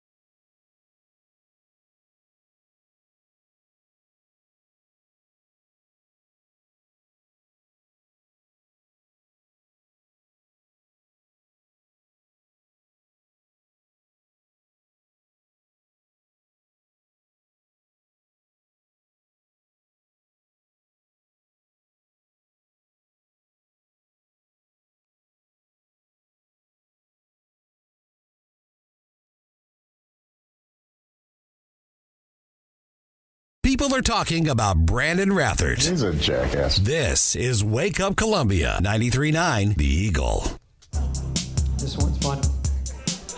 He's a very strong lad, but he hasn't been laid in years, because the strong and handsome lad has a terrible case of UFC ears. UFC ears. Adam Sandler. I thought he did a song called Cauliflower Wrestling, UFC ears. Called Cauliflower Ears. UFC. But it's UFC ears. And I brought that up because What's Hot with Hannah today happens to do with cauliflower. Yeah, cauliflower waffles and why that shouldn't be a thing. So apparently they're using cauliflower. So, and what made me think of the Adam Sandler song that we featured a couple years ago, listener Paul sends a text. And he says he used to date a gal that had 2 cauliflower ears. And I said, you should call and share that story. And he said, no. Anyhow. I mean, isn't a waffle just like a vehicle for other good stuff? Like, if you cover most things in butter and syrup, it probably tastes pretty good. It's like queso or something, right? Like ranch? No, not like ranch. And by the way, we want to thank...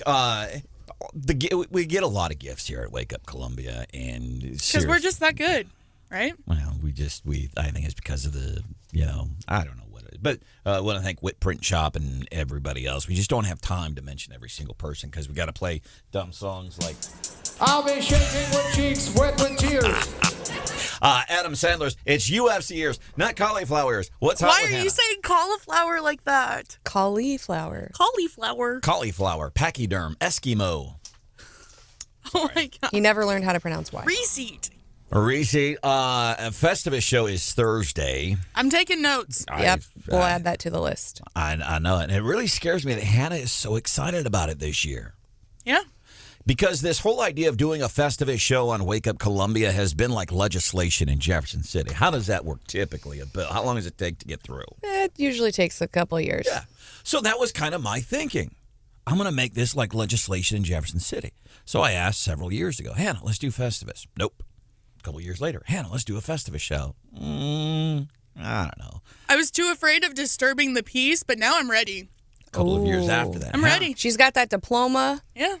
Or the carrier for the diploma, the folder for a future diploma, and she is ready to get it. I'm ready to spill some tea, as the kids would say. There we go. Welcome into the show. This is Wake Up Columbia.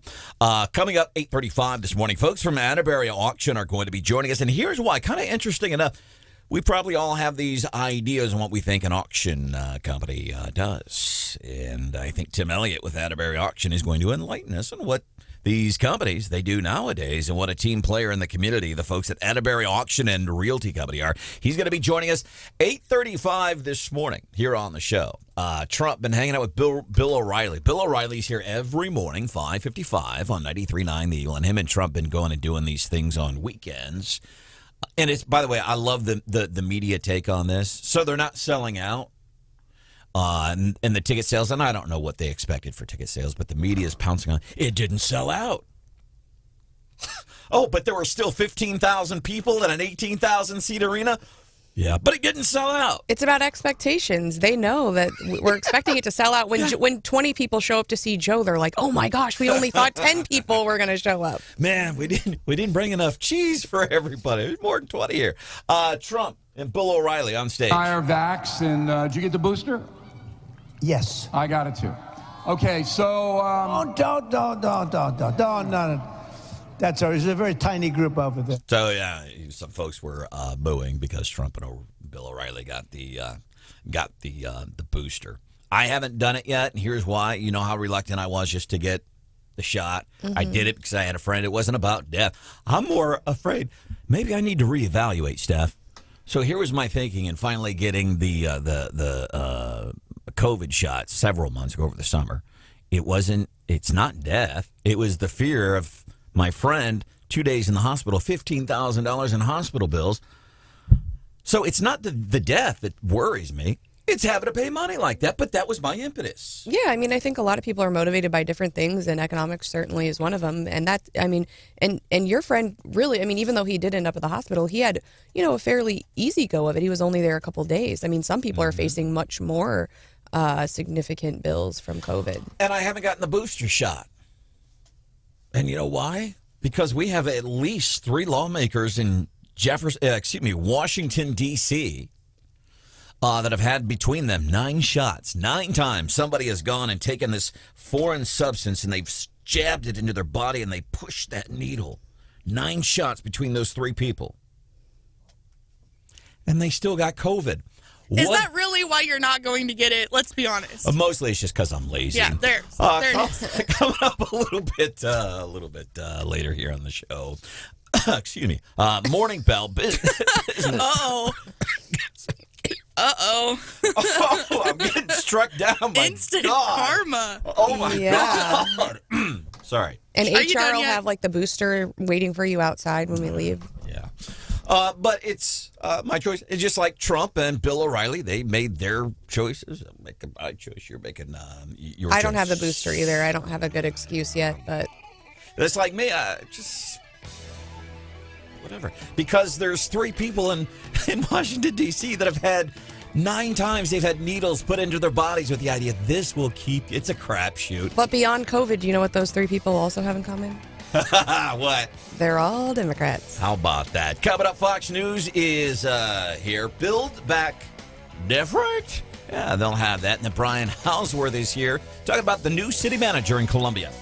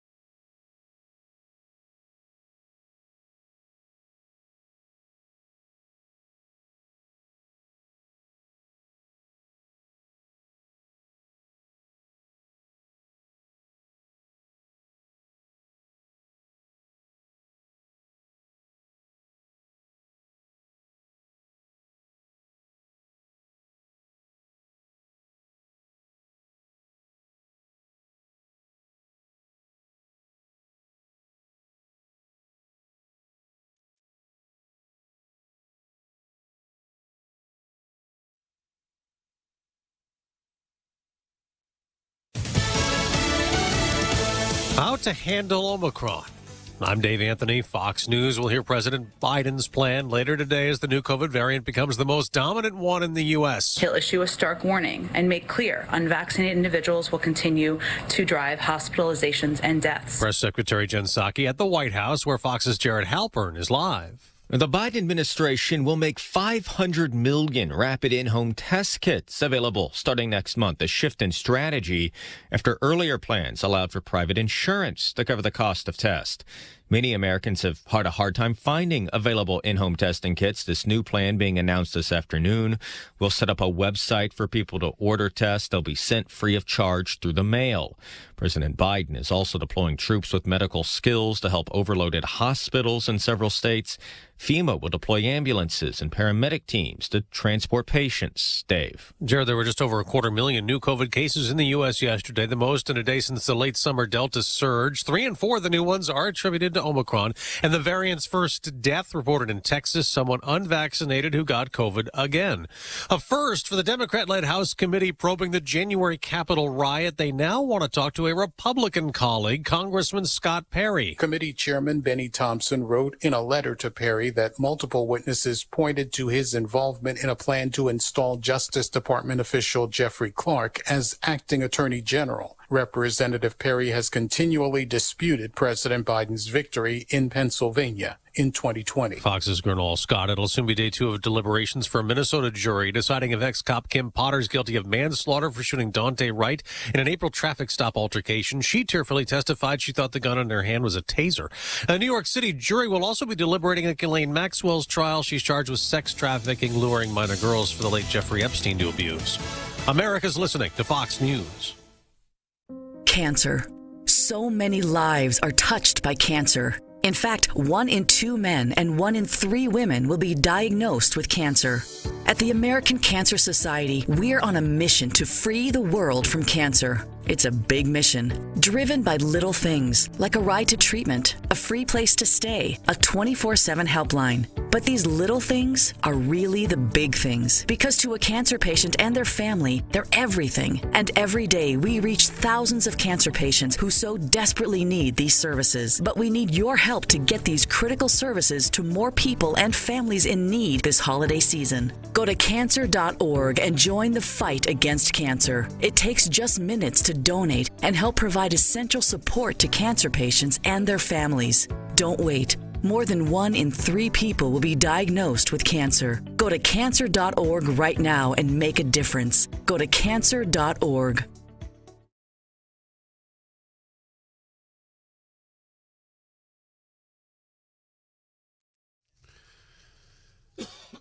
.93.9 The Eagle News with Robinson's Cleaners. Robinson saves you time. It is 8:03. Beautiful morning here in mid-Missouri. It's chilly. 26 degrees here in Columbia. It's 24 degrees in Jefferson City. We're expecting a high today of around 49 degrees and sunshine. Clear tonight with a low near 22 degrees. Good morning, everyone. Here's some of the stories that we are working on for you at this hour. And today I'm excited to say that the City Council has unanimously chosen DeCarlin Seawood as the next city manager of the city of Columbia.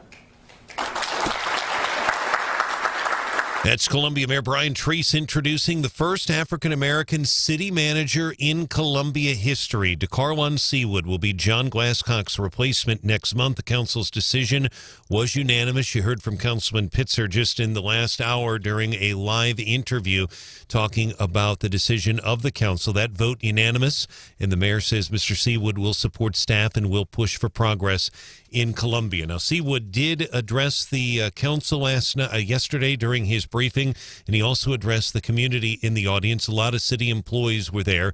He addressed the city employees, saying the city must put staff first. He says a pay study is underway that he will push for an accurate and timely completion. It's looking more likely this morning that Columbia voters will be casting ballots in April on a proposed use tax. City Council did first read a proposal last night that would place the issue on the April ballot, a local use tax. Supporters say it's about protecting Columbia businesses from unfair competition with vendors located outside city limits that aren't required to collect local taxes. A proposed development in South Columbia involving an ice rink, a music stage, bocce ball, and pickleball heads to the city council for a vote on January the 3rd. It would also include a 2-story restaurant.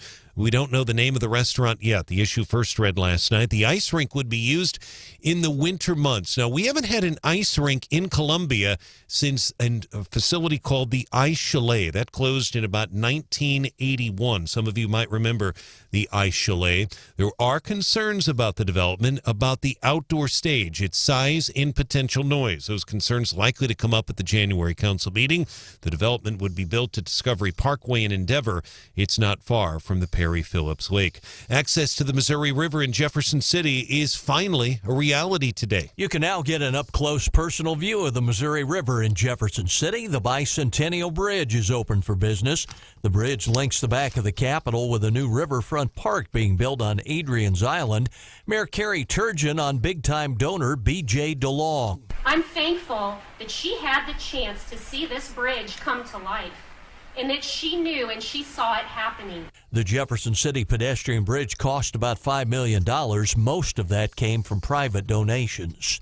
John Marsh, 93.9, The Eagle. State health officials say Missouri's medical marijuana sales have now exceeded $200 million. That milestone coming just 14 months after the first sale to a qualified patient in Missouri. DHS says more than 300 facilities are now operating in Missouri as dispensaries as well as cultivators and testing labs. And a Fulton native is now the town's new assistant police chief. The city announcing that Fulton Police Department Major Dal Hedges is the new assistant chief. Hedges is excited. This is my hometown. Really happy to be able to take this and possibly move forward and make some big things happen here at Fulton Police Department for our citizens. City has also hired longtime Fulton Police Lieutenant Bill Ladwig as the next police chief. 93.9 The Eagle News time is 8:07.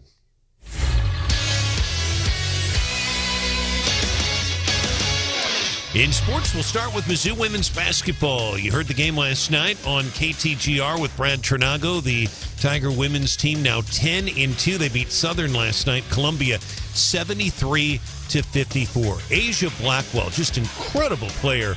She is from the St. Louis area. 15 points, 12 rebounds, her 28th career double-double for Asia Blackwell. Very impressive game. Haley Frank also leading Mizzou, 21 points.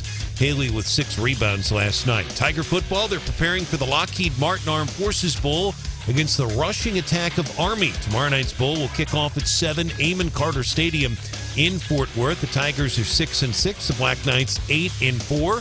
Mizzou has faced 8 bowl-eligible opponents this year, tied for 6th most in the nation. You will see a familiar face, by the way, on the ESPN broadcast tomorrow. If you're a sports fan, you will know this name, and you'll certainly know her voice. Chris Budden. Anybody remember Chris Budden? I know Branden definitely does. He used to work at KOMU. Yeah. She is the sideline reporter at ESPN, and she will be on the sidelines tomorrow. Always good to see her on the broadcast. Our news time, 8:08.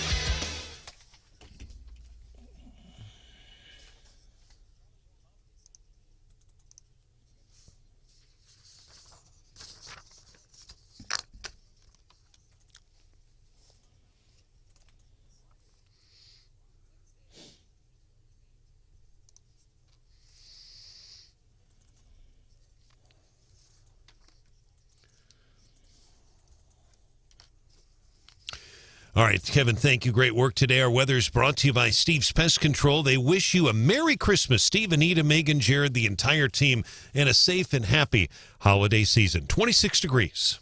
Eagle Eye Traffic. 809 93.9 The Eagle and 93.9theeagle.com. The traffic check is with midmohires.com. Local companies are looking for local people. Roads are pretty quiet in mid-Missouri. If you want to report a traffic issue, give us a call or a text 573-874-9390. We'll have more team coverage in less than 30 minutes. We have breaking news immediately. I'm Brian Hauswirth, 93.9 The Eagle.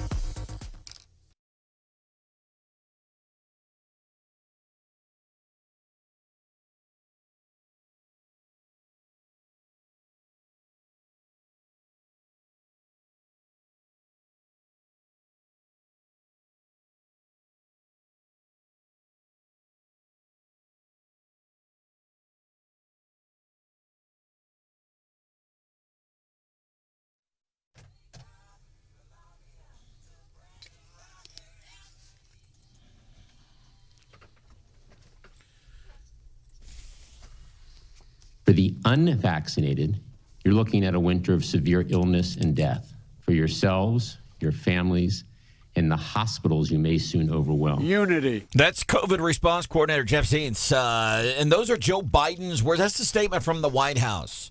It's going to be your president wants you to die. They are relishing the moment that you die because you've made some choices regarding your health. For the unvaccinated, you're looking at a winter of severe illness and death. For yourselves, your families, and the hospitals you may soon overwhelm. Unity. That's unity. But I wish death for everybody that doesn't think like me. That is kind of unity. I wish it for all y'all that don't want to put this foreign substance in your body. We have lawmakers in D.C.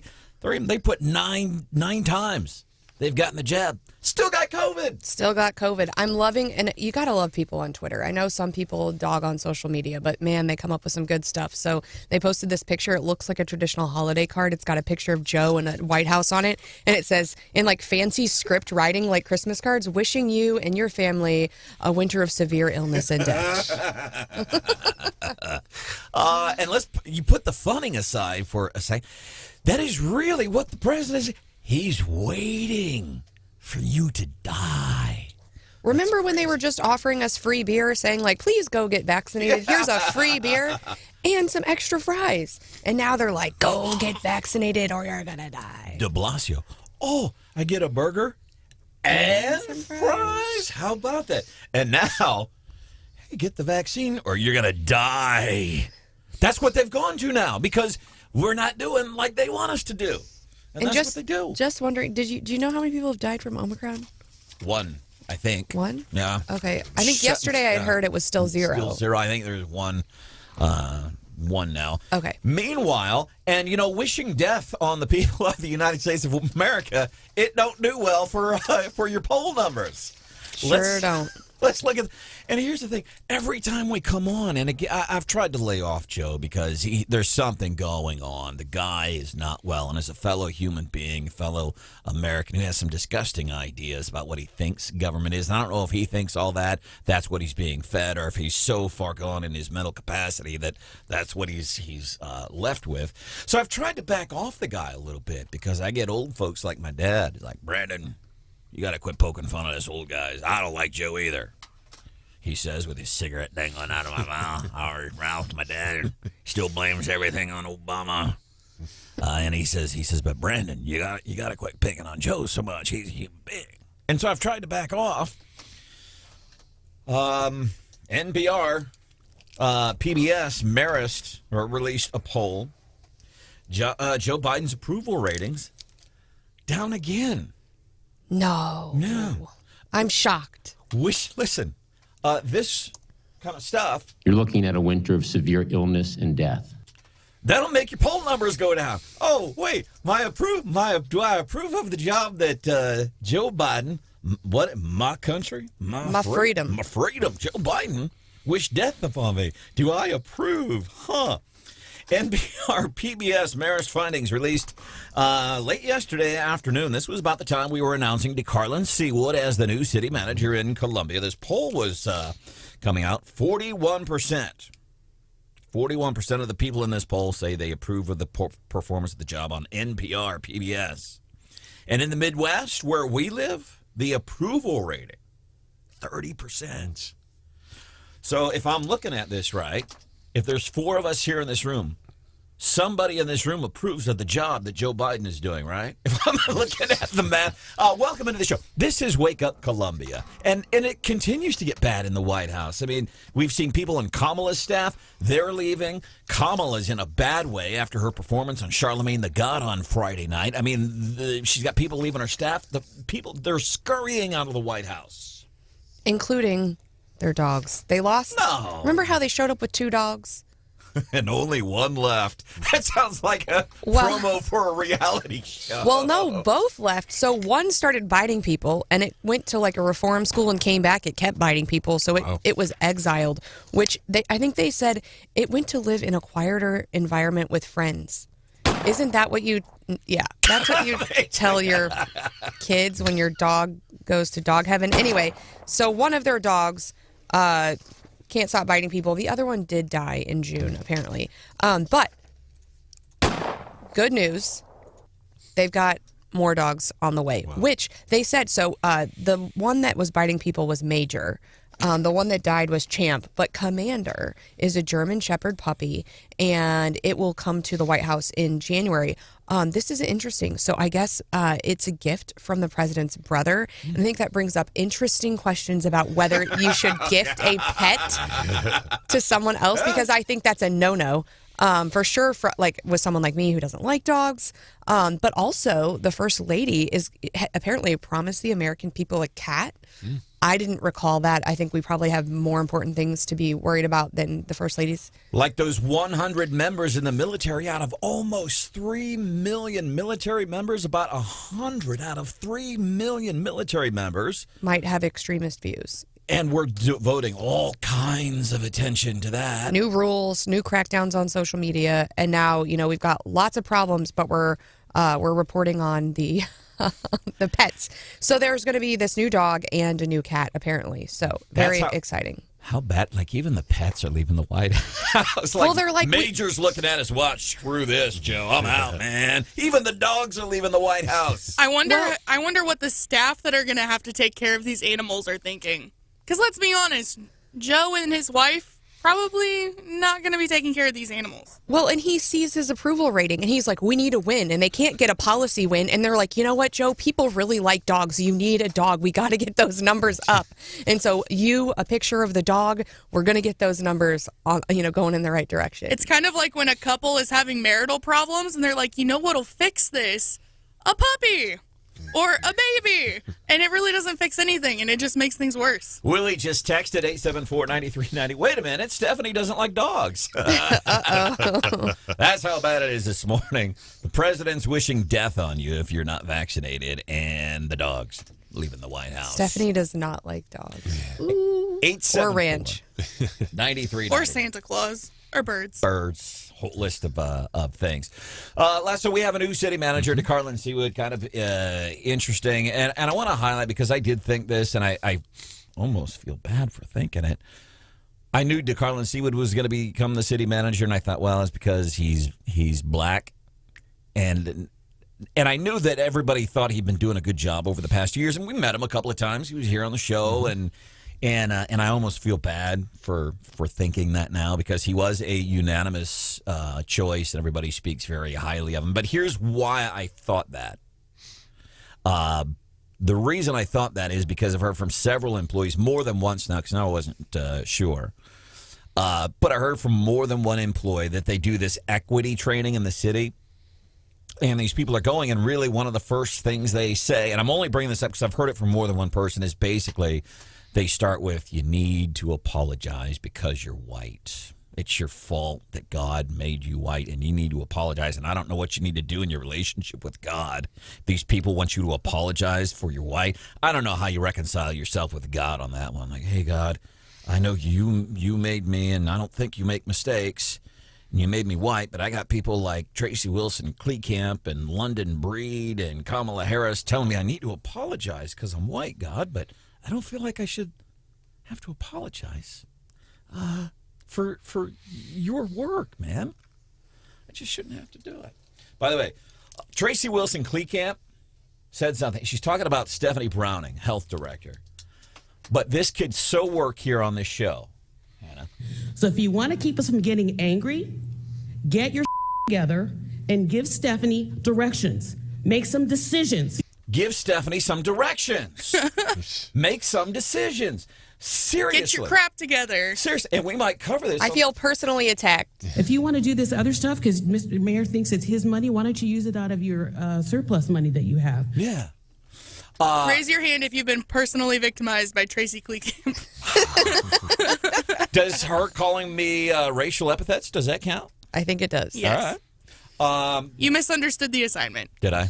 So if you want to keep us from getting angry, get your together and give Stephanie directions. Give Stephanie directions.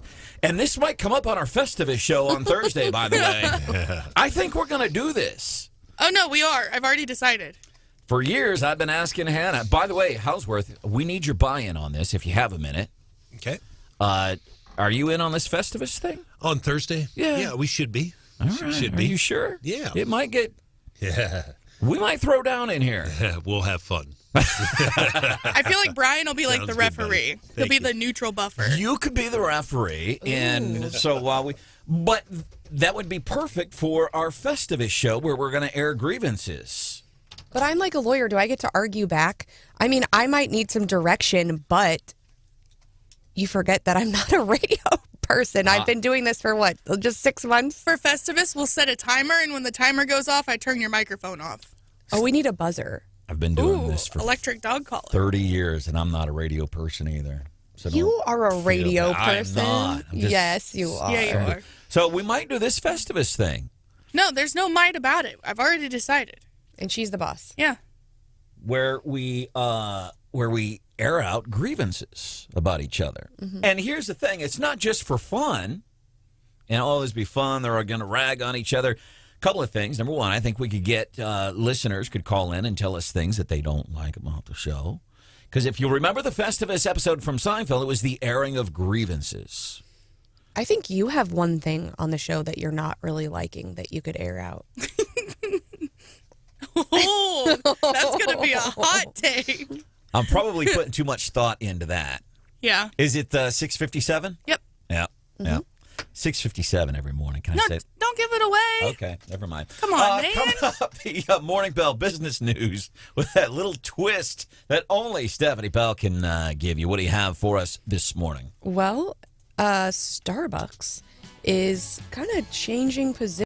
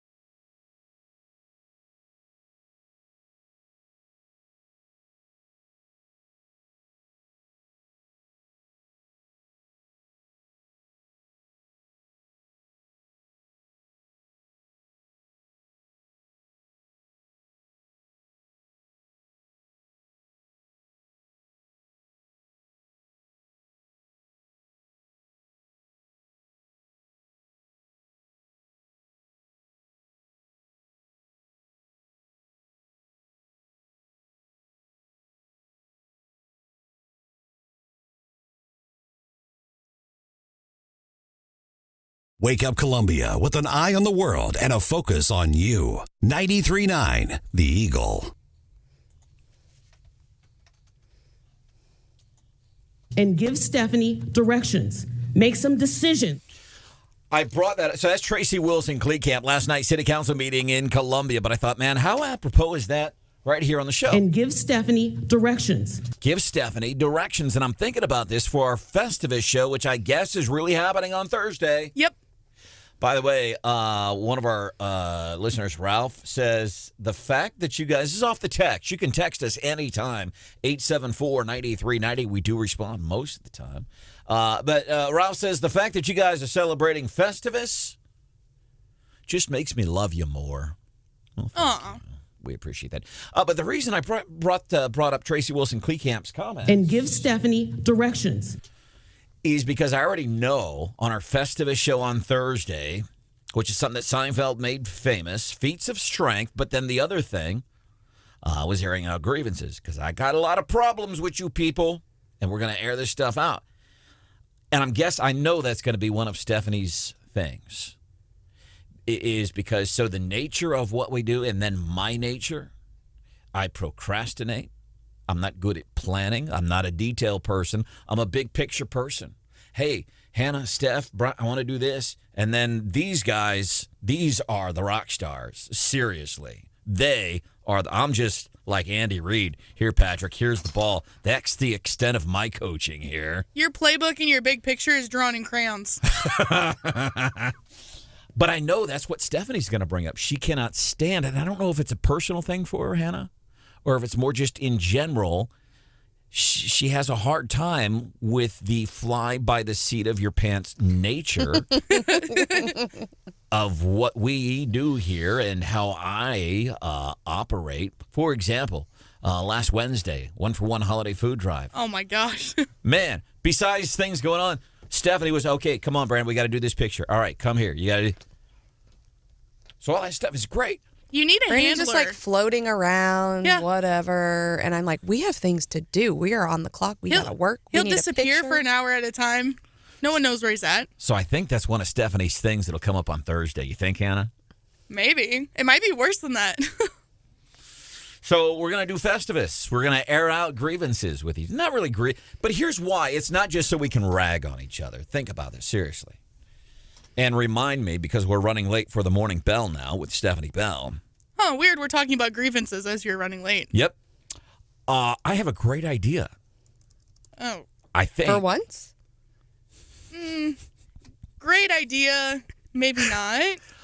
I think it's a great idea. That doesn't say much. Okay. I think we should do, because we're always running behind. As a team, we just can't get it together. Yeah. So, is what I'm thinking we should do. We should do a podcast, and we'll call it the Pineapple Podcast, because pineapple has become a thing here thanks to former Governor Eric Greitens and safe words people. Stephanie almost ruined that word for us. Almost, yeah. Buzzkill. But we'll call it the Pineapple Podcast because we're always running so late after the show. You know, pineapple has an alternative meaning, and if we've talked about this.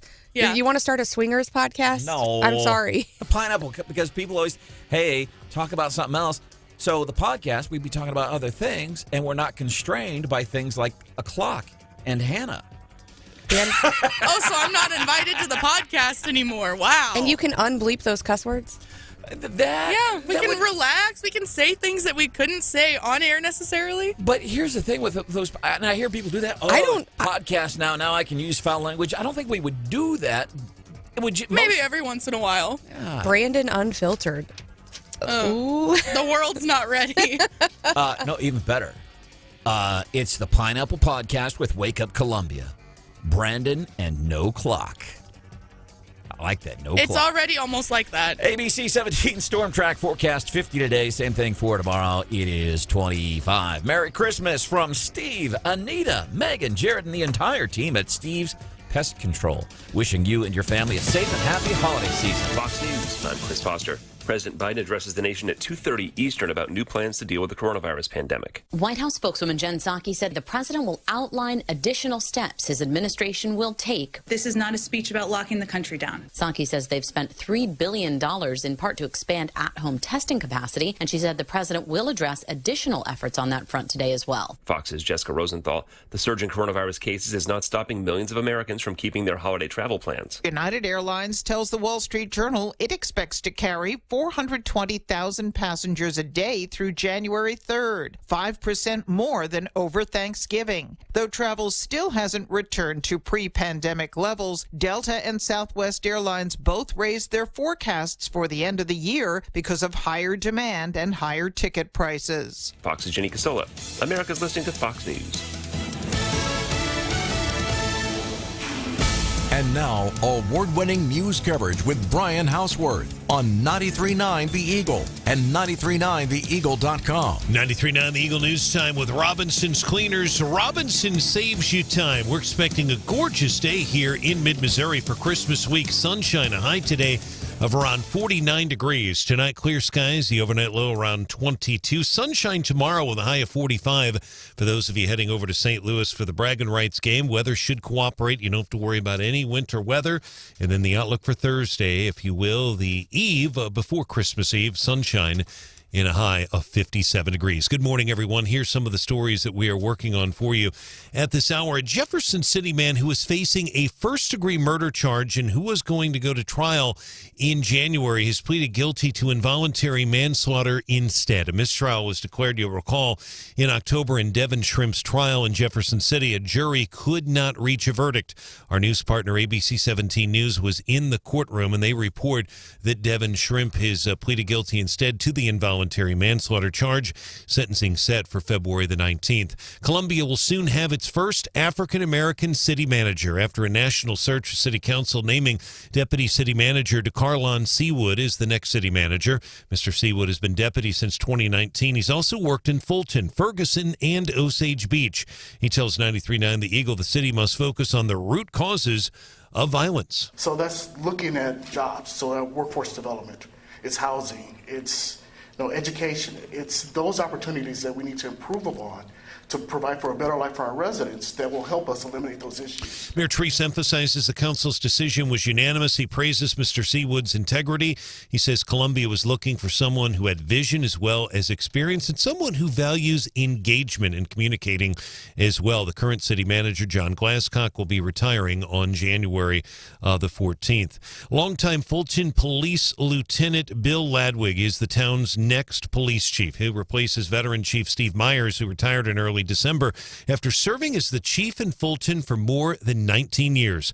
Ladwig tells 93.9 The Eagle he is honored for the promotion. And it is a privilege to ascend through the ranks and be the chief of a great department and a wonderful community. I'm ready to go and ready to keep moving forward. Ladwig is now the interim chief. He'll stay in that role until Monday as the first official day as the chief. Top priorities for him include developing more training and also upgrading Fulton PD's body cameras. While no arrests have been made, Fulton police say they have made some progress in their investigation into that brutal November murder. You'll recall the body of 26-year-old Donald Simmons was found in the Stinson Creek between West 7th and Route F.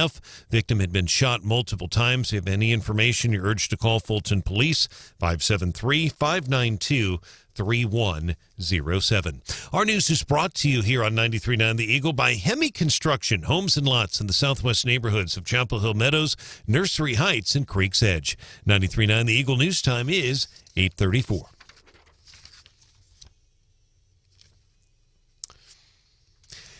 Turning our attention now to sports on this busy day. The Missouri Tiger football team preparing for the Lockheed Martin Armed Forces Bowl against the rushing attack of Army. 7 o'clock is the kickoff, our time tomorrow night from Amon Carter Stadium in Fort Worth. That's the campus of TCU.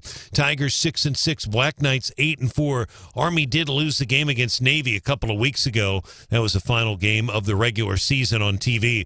Mizzou hasn't played Army since 1982. The Warren Power Powers era, Army is led by an All-American linebacker, Andre Carter. 15 sacks, 16 tackles for a loss. We got a power against power matchup. Beatty in the backfield, and he's going to see a lot of number 34, Andre Carter. That should be a spectacular matchup that I'm sure ESPN will focus on tomorrow night in their pregame. Mizzou women's basketball now 10-2. They beat Southern last night. Columbia 73-54. Haley Frank on the night, 21 points, 6 rebounds, and she leads Mizzou in the game. 93.9, the Eagle News Time is 8:35. Eagle Eye Traffic. And our traffic check is with MidmoHires.com. Local companies are looking for local people. MidmoHires.com to find a job. Post your job opening today. Roads right now pretty quiet here in mid-Missouri. If you want to report a traffic issue, give us a call or a text, 573-874-9390. We have more team coverage in less than 30 minutes. Breaking news immediately. I'm Brian Hauswirth, 93.9 The Eagle.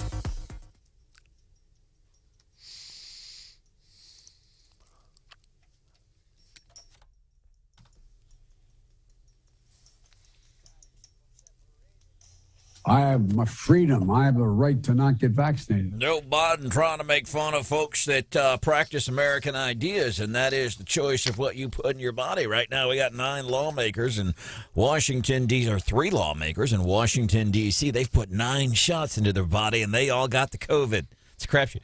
Get the shot. You don't have to worry. Okay, well, now get the second shot. See. Okay, well, now get the booster. And this is off the text, 874-9390, from a listener, Dave. He says, Branden, just wanted you to know, he says, I got COVID and I am unvaccinated. Got it December the 6th. A buddy and I were working on his daughter's car. Monday, I felt sick. Ended up, it was COVID. My buddy, who is fully vaccinated, he came down with it. He said, it was kicking his ass, man. Wow. That's experience from a listener. Thanks for sharing that. And that's the kind of things we're always talking about. Man, you got experience with something? Let us know about that. We do appreciate that. Let's wake up Columbia. Brian Hauswirth, Hannah, the producer, Stephanie Bell. My name is Branden Rathert, and I want to bring in the folks from Atterberry Auction and Realty Company, Tim Elliot. And I wanted to bring you in for a couple of reasons. Number one, I like to highlight small local businesses. Especially folks that get involved in the community. And I know you guys getting involved, not just with your business, but like with charitable projects, for example. I know you guys were involved last week with our 1-for-1 holiday food drive. Let me ask you, Tim, like your business, Atterberry Auction and Realty Company, what separates you guys from like everybody else? Atterberry Auction and Realty Company is a part of MarkNet Alliance. We're one of 70 auction companies in the United States that by invitation are a member of this group. And through that, we're able to post our auctions on the other members' websites, and everything being done online. It attracts more bidders from all around the United States instead of just getting Columbia and the surrounding area. So it's the marketing. You in effect, you have more eyeballs or what have you that could potentially be looking at something that Atterberry Auction and Real Estate is trying to sell. That's correct. Yeah. So, and we even target certain areas. So we have other members that can tell us if we're selling a vintage car or antiques or coins or guns or anything like that certain areas that we can target and reach those folks and then actually ship it across the United States to them.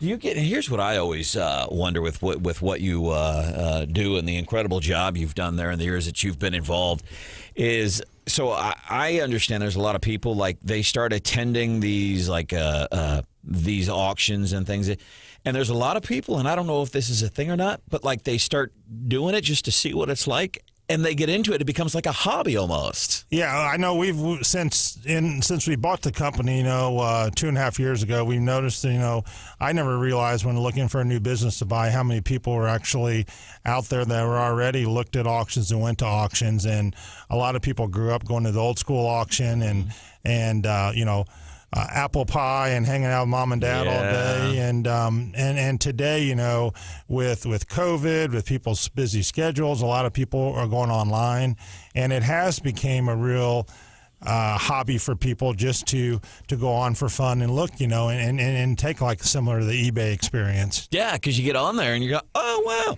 I didn't know I needed one of these, but I might need to. Our guest is Tim Elliot. He is with Atterberry Auctions and Realty Company.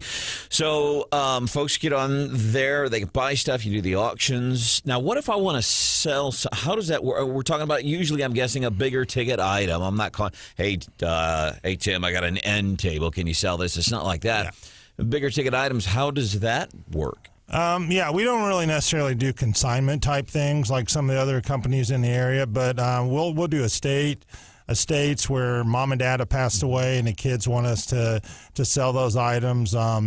We will take cars, guns, coins, other things, and sometimes pool them together and make them into an auction for somebody. The good thing is we'll go in and analyze what someone has and really see, and if there's maybe not enough there to do an auction, then we'll kind of recommend another direction for them to go to have someone help them get rid of it. But we definitely want the opportunity to come and look to see what someone has and kind of see if there's a way we can help them out. All right. And you can get on the website and see some things on there. There's like a BMW and property and just all kinds. What's maybe some more of the unique stuff that you guys have dealt with recently, if anything comes to mind? Sure. We sold a home down in Springfield, Missouri, and it had a lot of older furniture in it. It had some special figurines that had people from all over the United States. We sold one last year here in town that had jukeboxes, pinball machines, old vintage cars. You get some coins. You just get a lot of things like that you normally don't see on an everyday basis, and that's what makes this job so fun, is seeing some of the things that you normally don't get to see on a daily basis. Yeah, I had mentioned a couple weeks ago I was flying home Thanksgiving, hanging out with the grandkids and everything, and I'm flying home. It's late Sunday night, and I'm kind of sad. It's dark, and I'm looking out the airplane window, flying back from Dallas to Columbia, and what occurred to me, Tim, was that, man, this would really suck if I had to go back to a job. Fortunately, I don't have a job. I get to hang out and do this, and it kind of sounds like that's been for you. What is it that you enjoy so much about this with Atterberry Auctions and Realty? I really enjoy helping all the different people in the community. If it is someone that's lost a loved one, helping them make the transition to go on to the next part where they don't have to worry about doing that. Helping the people that have got maybe a job transfer and they need to get their home sold because they can't afford 2 mortgages. And then a lot of seniors, helping them as they are maybe moving down to a smaller home or going to a retirement center or something like that, helping take the stress off of them and not having to worry about that burden of doing that. And, senior transitioning has really been a big thing for us because with the crew that we have on the personal property side, they are all very, very knowledgeable and various things.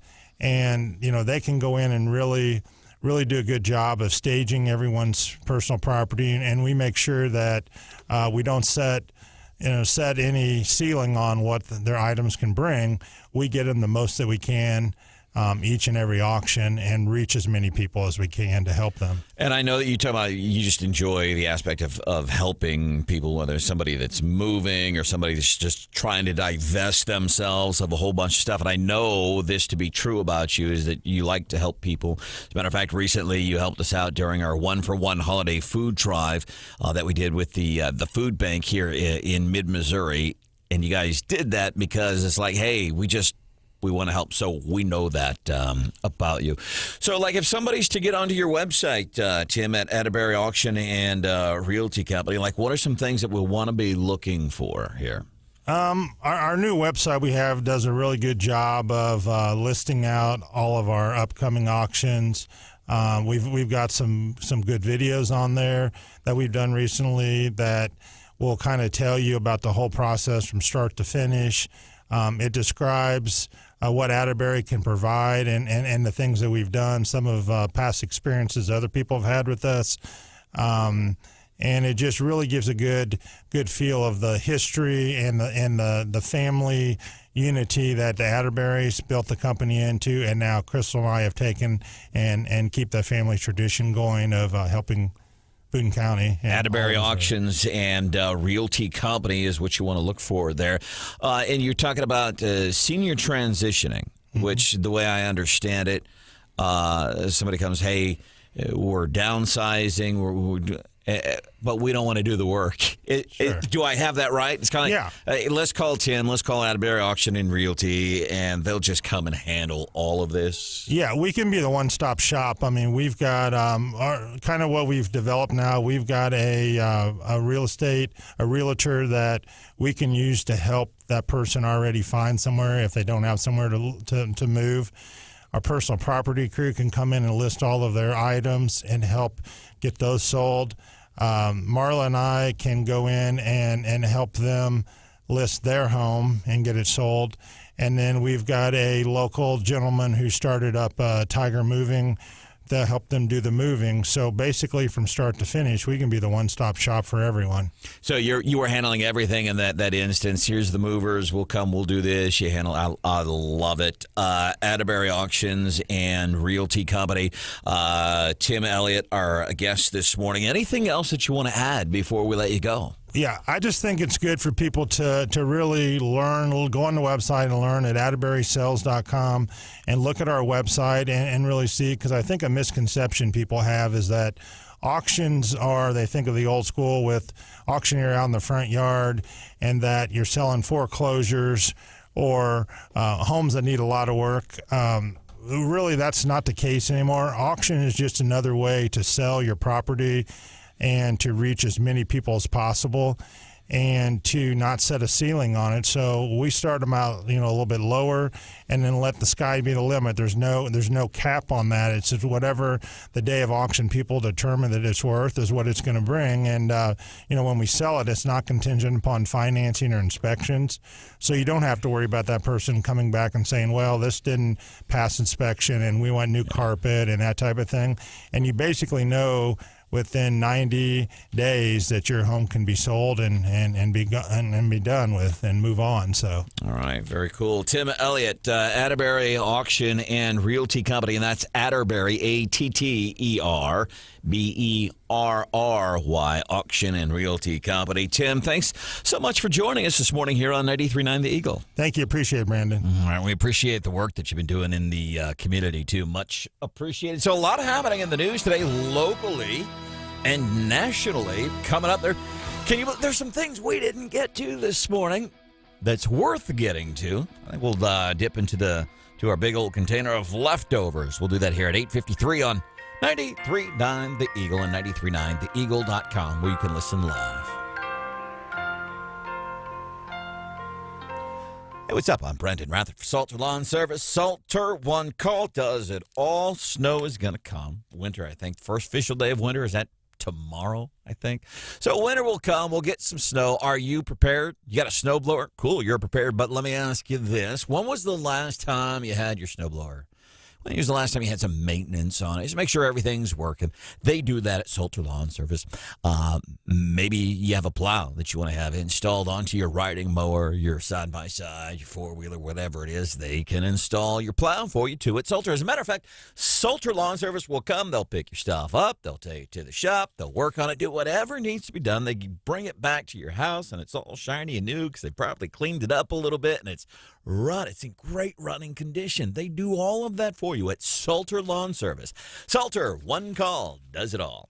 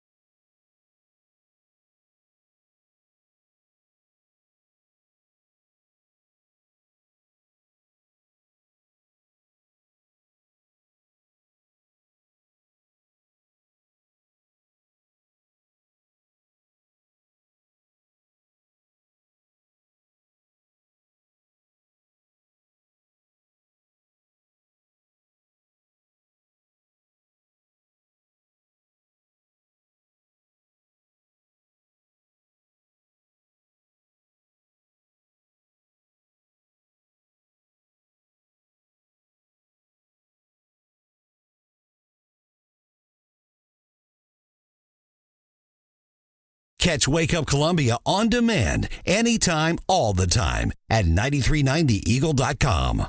Member of the state legislature. This is if. So in any case, Mark Dissonier. I give up. Nancy Pelosi in San Fran getting heckled with the "Let's Go Branden" chant. What mostly tickled me there was the guy. He got a kick out of himself. She gave up. Welcome into the show. Was he saying "Let's go Branden" or USA? He said "Let's go Branden," then he says USA. This is it. There it is. So in any case, woo! I said it. Let's go Branden. Woo! How many beers do you think he'd had at that point? At least 4. 3, 4, 6. Welcome into the show. This is Wake Up Columbia. Get ready for the Gary Nolan show. He's on here at 9 o'clock on 93.9 The Eagle. Do want to remind you, so we always encourage people, you can go and watch Wake Up Columbia. And I'm dumbfounded at the number of people that are actually getting onto YouTube Live. You go to YouTube, search 93.9 The Eagle Live, and you can watch the show. And there's, Easter eggs. Sometimes there's Easter eggs in there. There was a great one in there this morning when Brian Hauswirth was doing his news, I think at 7:30. You can also go back and watch those videos. You can pop up YouTube on your smart TV in the morning. That way, everybody in the house can hear what's going on. You can get all the latest local news, things like that. It's pretty cool. Here's a big old serving of leftovers on 93.9 The Eagle. Enjoy. All right, some things we did not get to today. Some leftovers. Weird. Because we were running out of time. Interesting. Which, listen, necessity is the mother of invention. I have this idea for a podcast on Wake Up Columbia because we can't stay on time because we just have too much stuff and we can't stay on time. I think we should separately do a podcast, like a 1-hour podcast, and we call it the Pineapple Podcast because that's been a thing on here thanks to our former governor, Eric Greitens, the whole safe word. People to this day will use pineapple. If you get tired of hearing us talk about something, people will text or call and just say pineapple. So we should do a Pineapple Podcast. No clocks, no nothing. Just us. Yeah. And an extra hour of commitment every week. You think you can handle that? I don't know that with everybody here on the team, I don't know that we'd be able to coordinate that. Everybody trying to find an extra hour. You're already trying to talk yourself out of it. Do it. So some leftovers today. Mitch McConnell, he was doing an interview yesterday. So this was right after Joe Manchin. He's doing an interview yesterday talking about the bomb that he dropped on Fox News the other day. Mitch McConnell in an interview saying, quote, this is the, you know what, Joe? Manchin, come on over. Water's fine. You seem to be mostly conservative in a lot of your ideas. Just join the party. No word from Manchin yet. But he is saying the White House saying some pretty ugly things. Here's what the White House is saying regarding Joe Manchin. They're saying in those negotiations, he was asking about parents taking advantage of, I think it was the child tax credit, and his concern was, well, he was worried parents were going to buy drugs. I don't know if that really happened or not. It sounds, wouldn't be surprised if it was a lie coming out of the White House because they look so bad. They got to try to lie on Joe Manchin, throw him beyond throwing him under the bus. But that's what they're doing there. Also in leftovers this morning, we have several candidates going to be running for the Columbia Public School Board, the latest, Andrea Lisenby. And hopefully some of these folks that we've been seeing that announcing that they are going to be running for school board seem to be folks that you and I would like. Joe Biden's approval ratings down to, it's even lower. NPR, PBS, saying only 41%, saying they approve of his performance. And us here in the Midwest gave him the lowest marks at only 30%. Fulton has a new police chief. By the way, guy's former radio dude. Used to work, I think, in the Zimmer radio group even.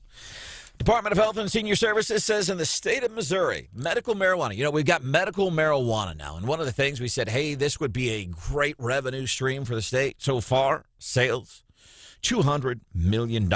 Also, watch for this today. Joe Biden going to come out and give a speech on it's not these variants.